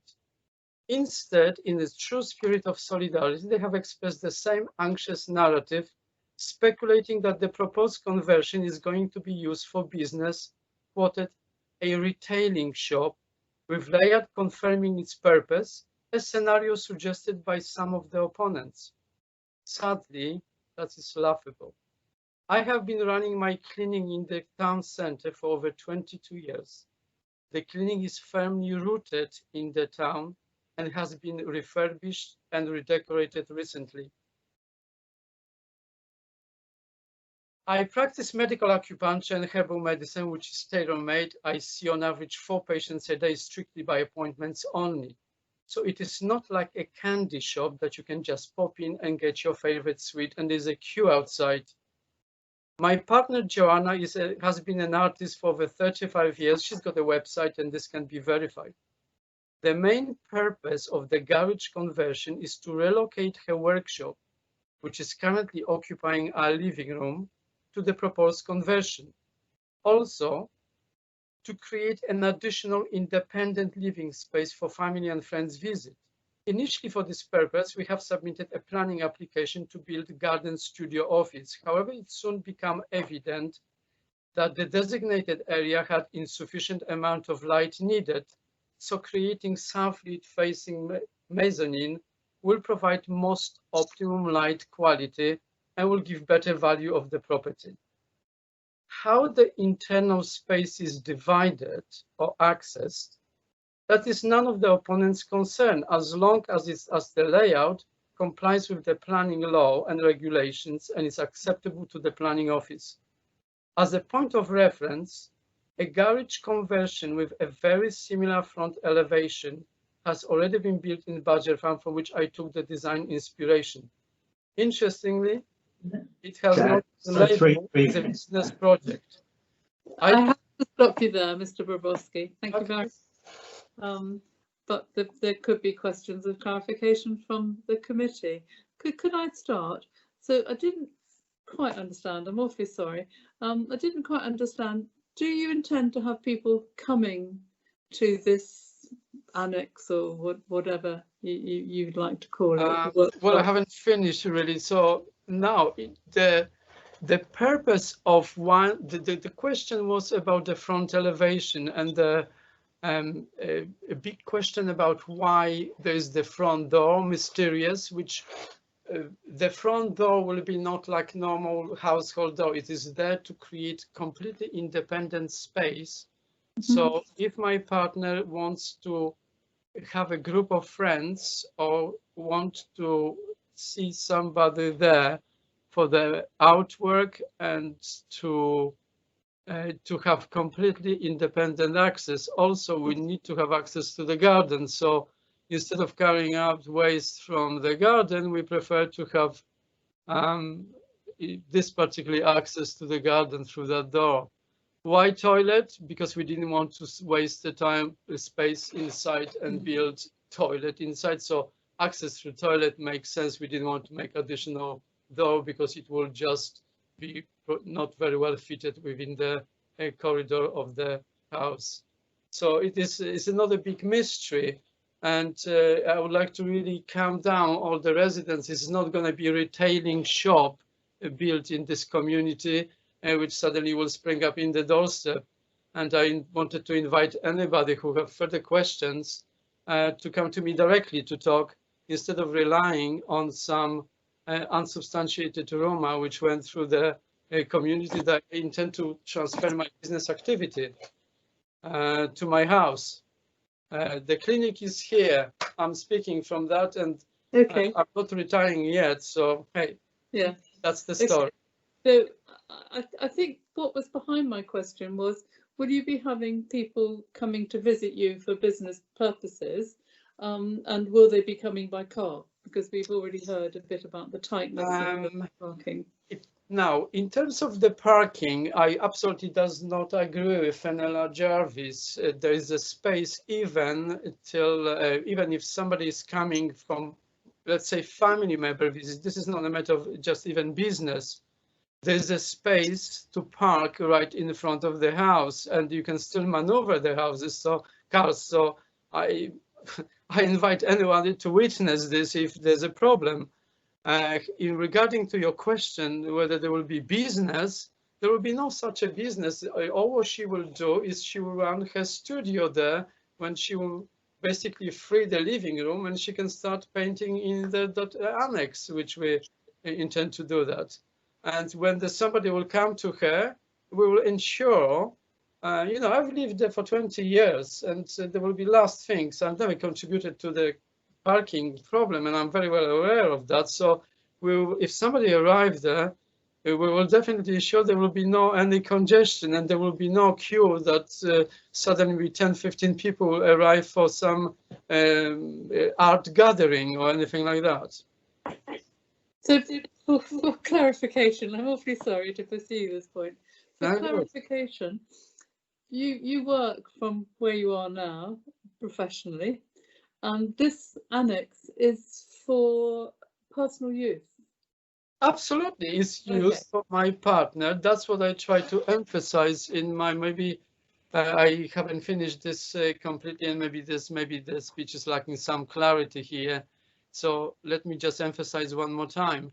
This is to transfer the workshop, which is currently occupying my partner in the living room. She is a painter, so she needs space and she needs light.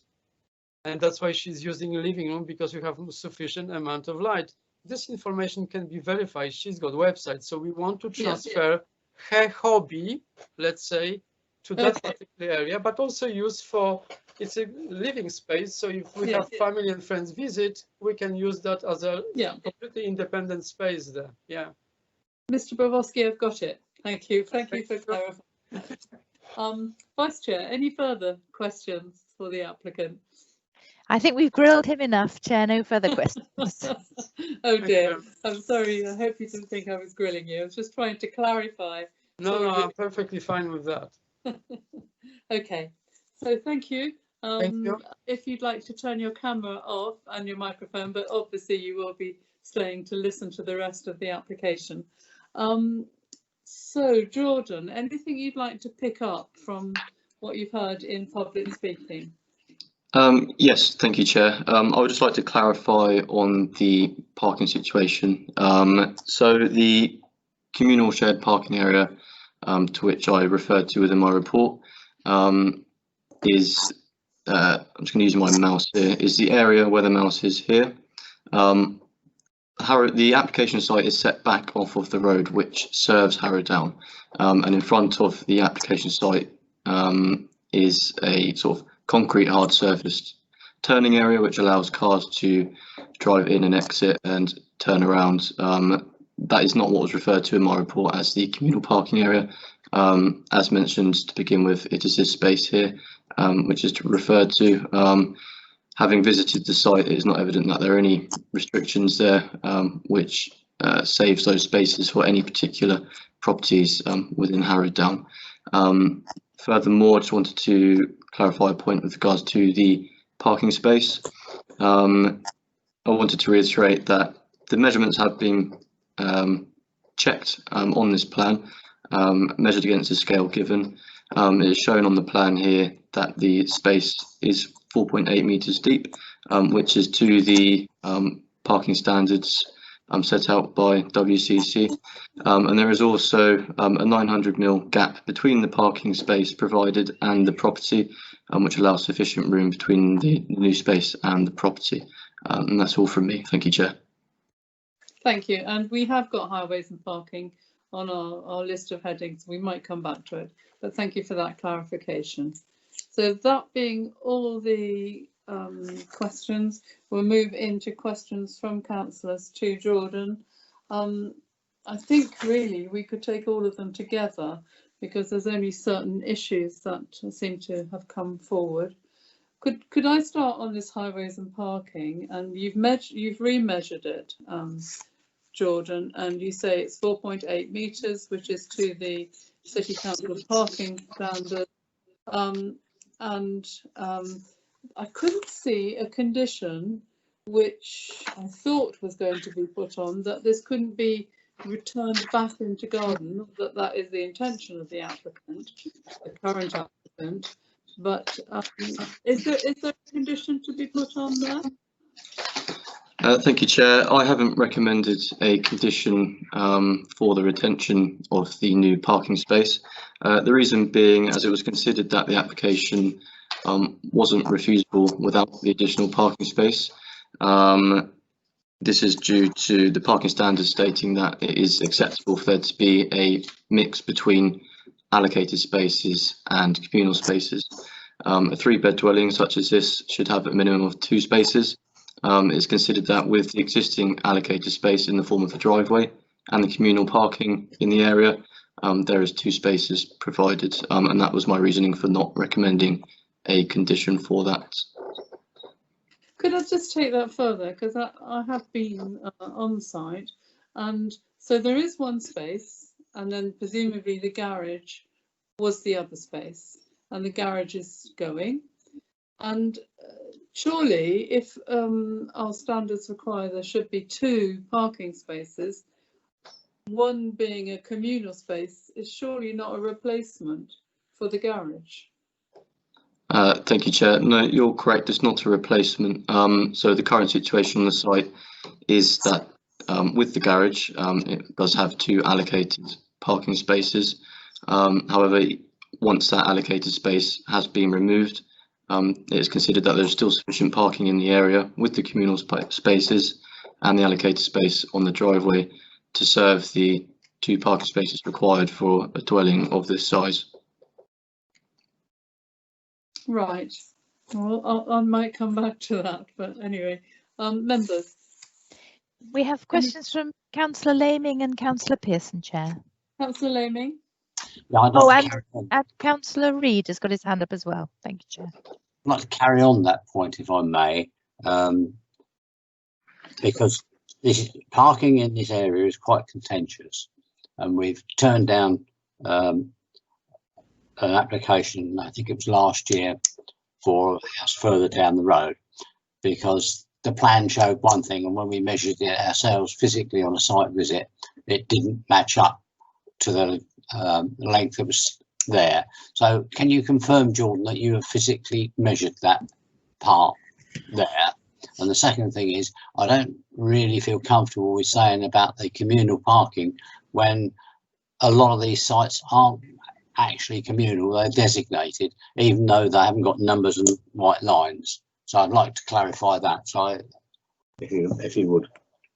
Thank you, Councillor. So no, I have not physically measured the parking space myself. I've measured the space provided to me on the submitted plans, which was drawn to the scale, and I've measured against this, which turned out to be the correct measurement that was given to me at 4.8. In this case, you know, I understand the concerns with regards to the communal parking.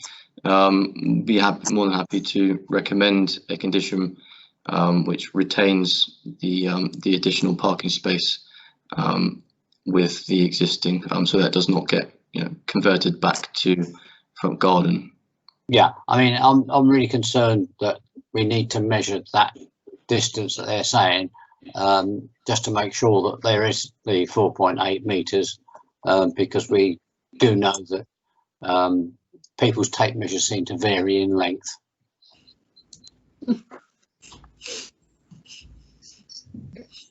Okay, we'll take that up. I certainly am going to recommend that we put a condition on that the parking space which will be created is not returned to garden, but I see Mrs. Pinnock has got her camera on. Thank you, Chair. Thank you. I was just going to confirm, yeah, your officers are satisfied that we would recommend a condition if members so wish it, to say that the 2 parking spaces proposed, 1 existing and the 1 new, will be retained for this dwelling. I also wanted to pick up on the point Councillor Laming was raising about questioning the scale drawings. We're satisfied with the scale drawings, all the scaling measures accurately. So it's not a question of just saying the 4.8 is wrong. We've measured all the measurements. So as Jordan said, there's a 4.8 metre depth. There's also another 900 mil, which is the pathway around the frontage, and we're satisfied with these measurements, Chair, that they're accurate. And the development, we're proposing a condition to you that development must be undertaken in accordance with these approved plans. So I'm confident on both those points, Chair. Thank you. Thank you for that clarification. Thank you. Councillor Pearson. Thank you, Chairman.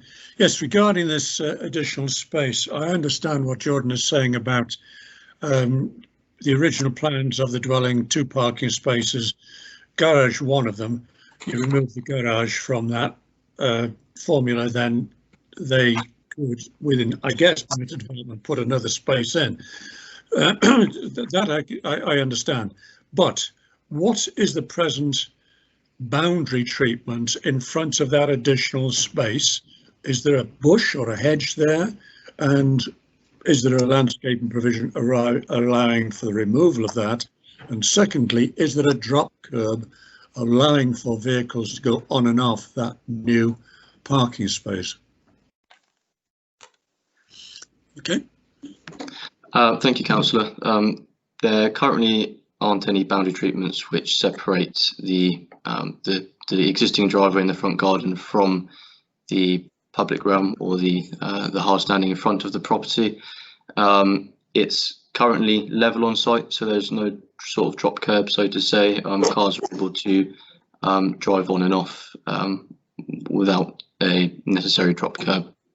Right, okay. I thought when you showed the photographs of the front of the house, I could see a bush or something in the right-hand side of the image. Could you just check on that? Yeah, thank you, Councillor. So along the right-hand side of the front garden, which separates the dwelling from its most immediate neighbour, there is a sort of shrubs stroke low-level bush there.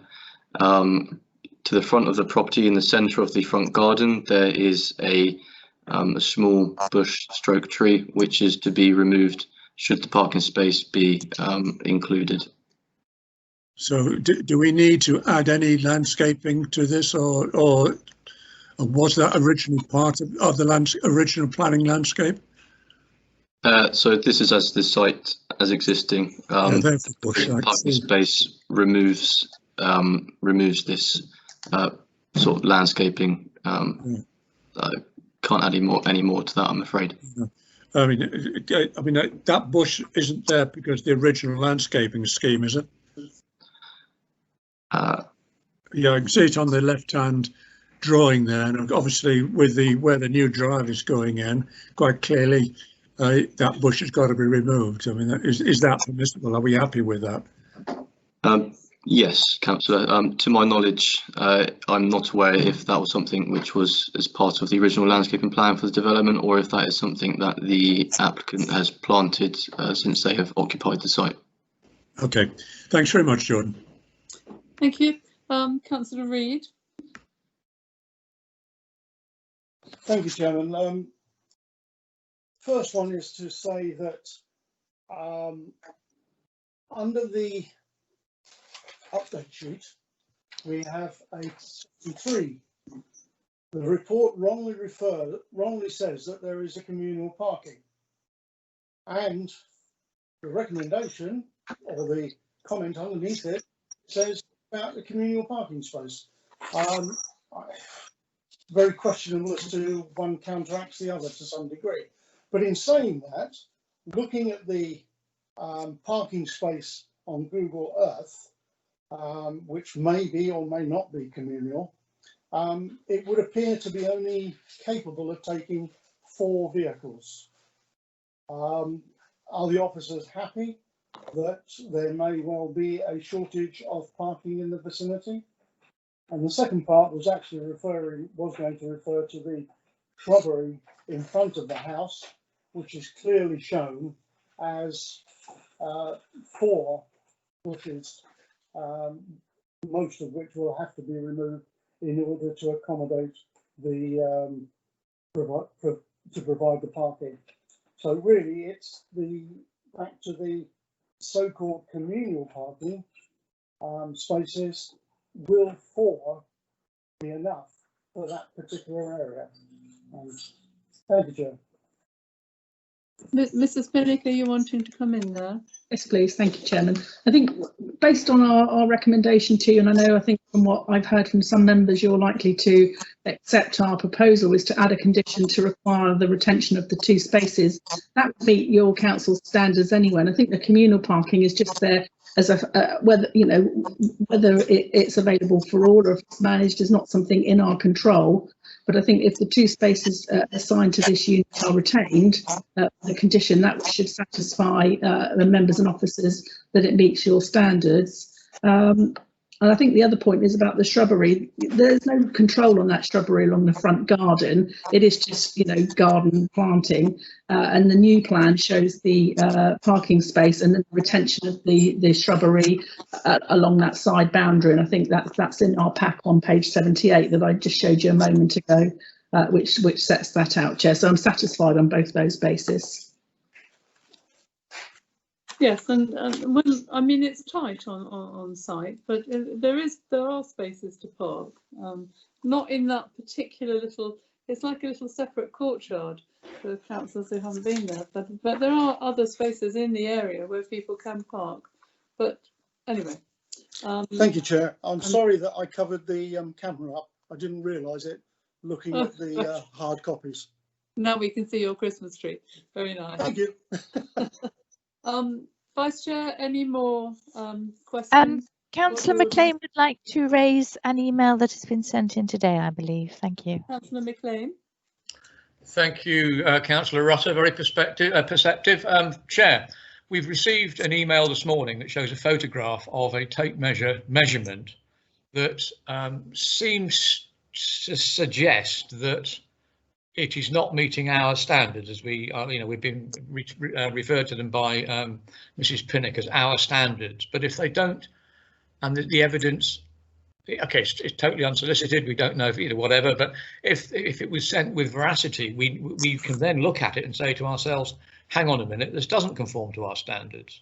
So with something as important as again enforcing our standards, would it be reasonable for, before the decision can be made on this, that somebody actually goes out and actually measures it, not just working from plans? I think Councillor McLean, Mrs. Pinnock has already covered this point. She has, but I'm asking the question again because I'd like it readdressed. I'm just Thank going you, Chair. to ask either Jordan or Mrs. Pinnock to readdress the point which Mrs. Pinnock has just explained to us. Because I'm assuming that Mrs. Pinnock and Jordan have also seen the photographic evidence that we received this morning. It's a question of, if we give permission, that it has to be in compliance with the plans. Yes, with our standards. I need No, Mrs. our standards. to say that. Mrs. Pinnock? Correct. I'm satisfied as your officer that the submitted plans are accurate. As you say, I can't sort of verify the plans that were submitted. I have seen them, but I've also seen the assessment that's been made and the plans that are in front of you that the development has to be carried out in accordance with. And as I say, there is that 4.8 metres. There's also the 900 mil footway around the front of the property, and I'm satisfied on that basis that this proposal accords with the council standards and was recommending approval to you, Chair. Okay, I have to take that on board. Thank you. Councillor Rutter, any further questions? Councillor Laming has a question, Chair. Councillor Laming? If it would help, I'm quite happy to go round there and measure it myself, because it's only about 10 minutes from me. I can do that over lunchtime if that helps. Don't think it is helpful. Our officers are the experts. They have looked at the plans, and you know, we judge on. Yeah, I'm only looking at the physical. We're not going to defer this. We're going to make a decision today. But you've heard from Mrs. Pinnock that the officers are satisfied that the plans are correct. Now, this email actually came in late last night, and I find this actually, I've read it, of course, but I would appreciate if people, if they want to send us letters, actually send them in a little bit earlier than less than 24 hours before the committee starts. Anyway, you've heard twice from Mrs. Pinnock that she is satisfied as head of planning development control that the space is adequate. So, you know, it is our decision as to whether we take our officers' advice or not, but I'm not going to defer it over lunch for you to rush around with a little tape measure. I'm sorry. It was only an offer. It's just that when we measured it up before on the previous one, there was a difference in tape measure lengths. Okay. Yes, it's kind offer. Anything further, Vice Chair? No further questions, Chair. Right, so we are in debate. I'm going to start. As I said, I have been to the site. The little courtyard where this house is tight for parking, but with the addition of taking the garden away and that little bush, it's not an important bush, you know, there will be adequate space to park 2 cars, which is, I think, the requirement for this house. We've heard from the applicant that he's got no intentions of using it for his professional practice, even though he is a professional that works in town. It's going to be used for his partner's painting. Now, even if the partner was going to sell paintings and whatever, that is allowable, providing it's not the primary use of the building. And the primary use of the building is residential. And I do take on board that they've got a second door there because they want access to the garden, and the toilet is there as well as a downstairs space. And it's quite clearly always going to be part of the main house.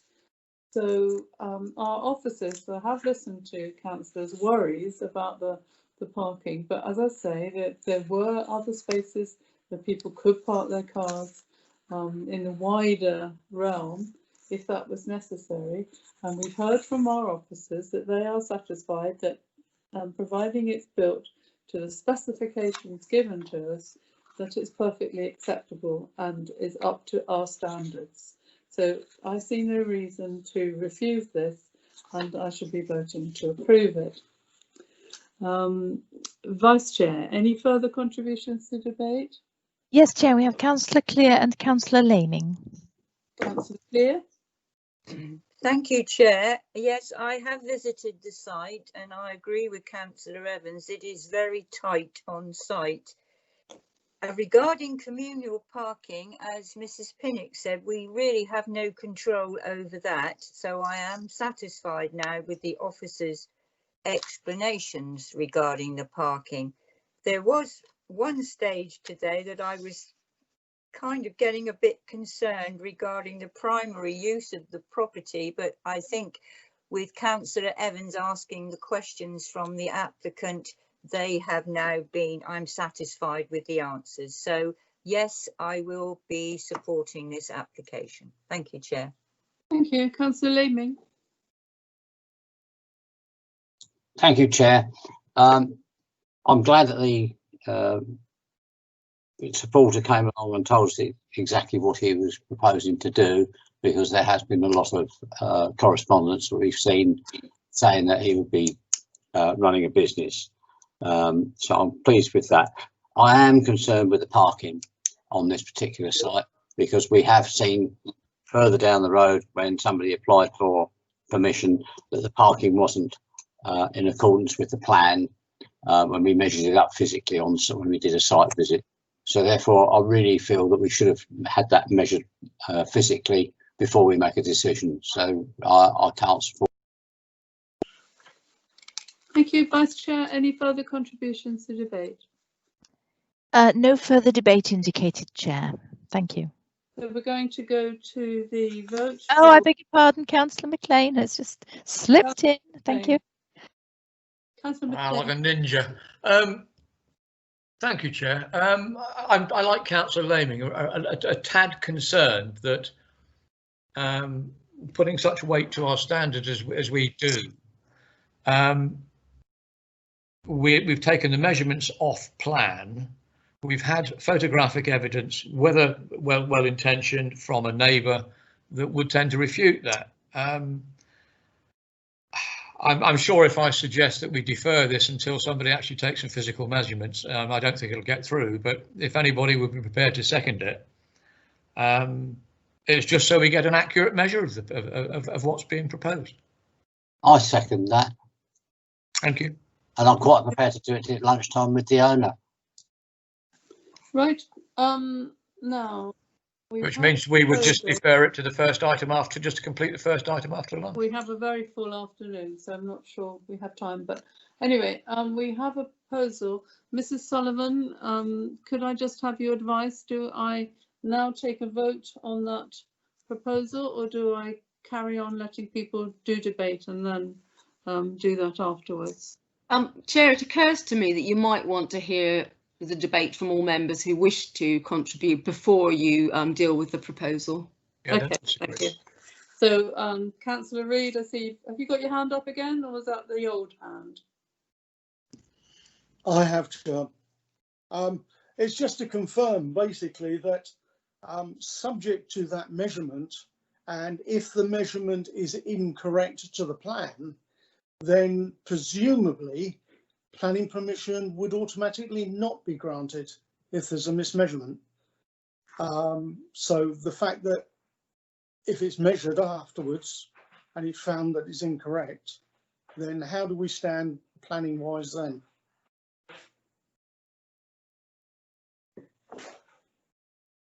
Mrs. Julie.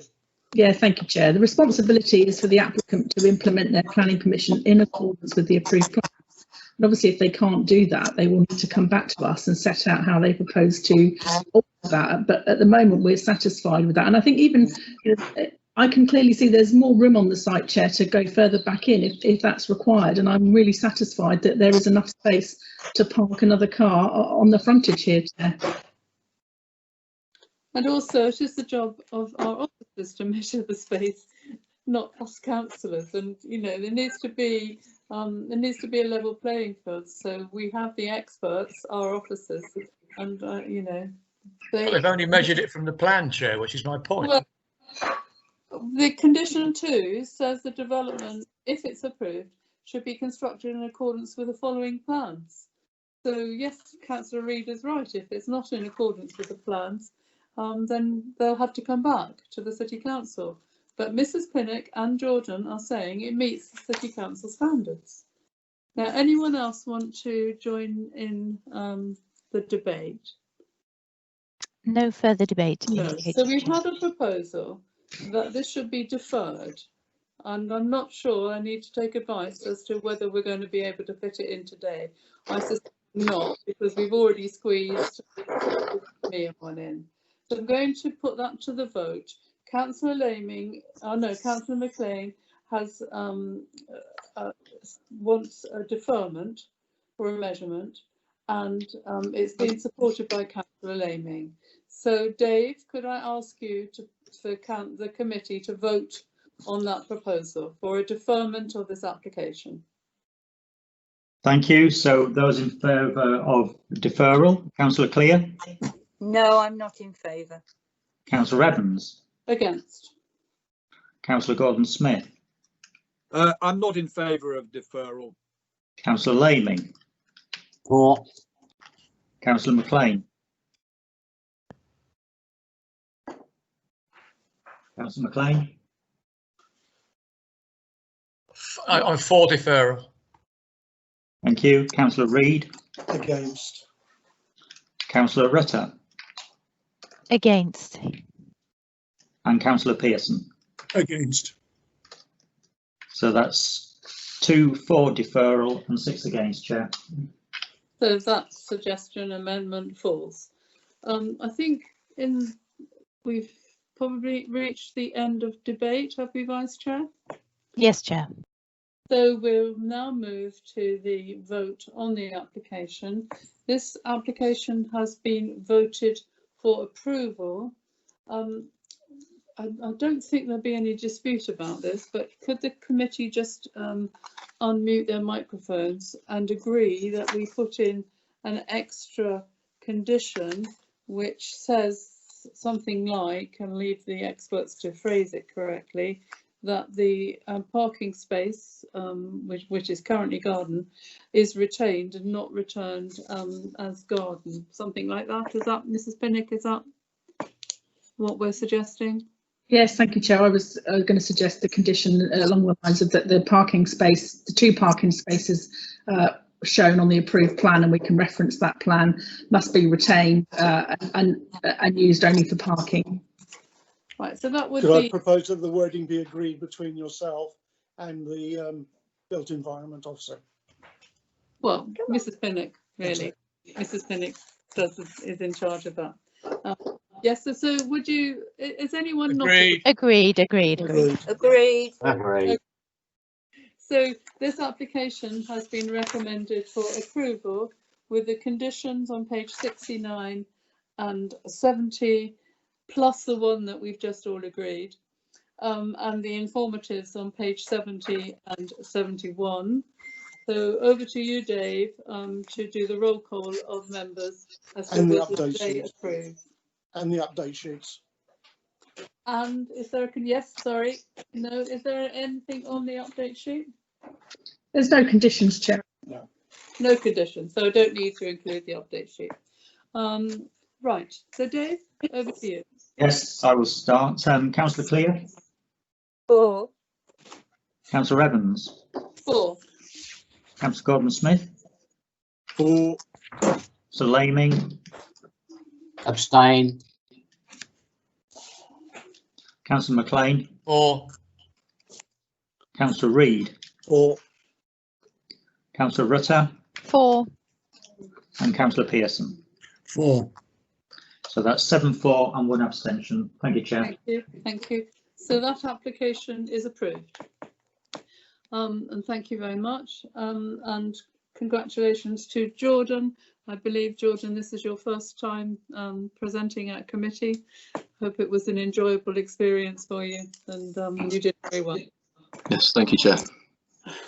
And so that brings us to the end of our business items for the morning, and we will reconvene at 2 o'clock to discuss the Westmead application, item 11.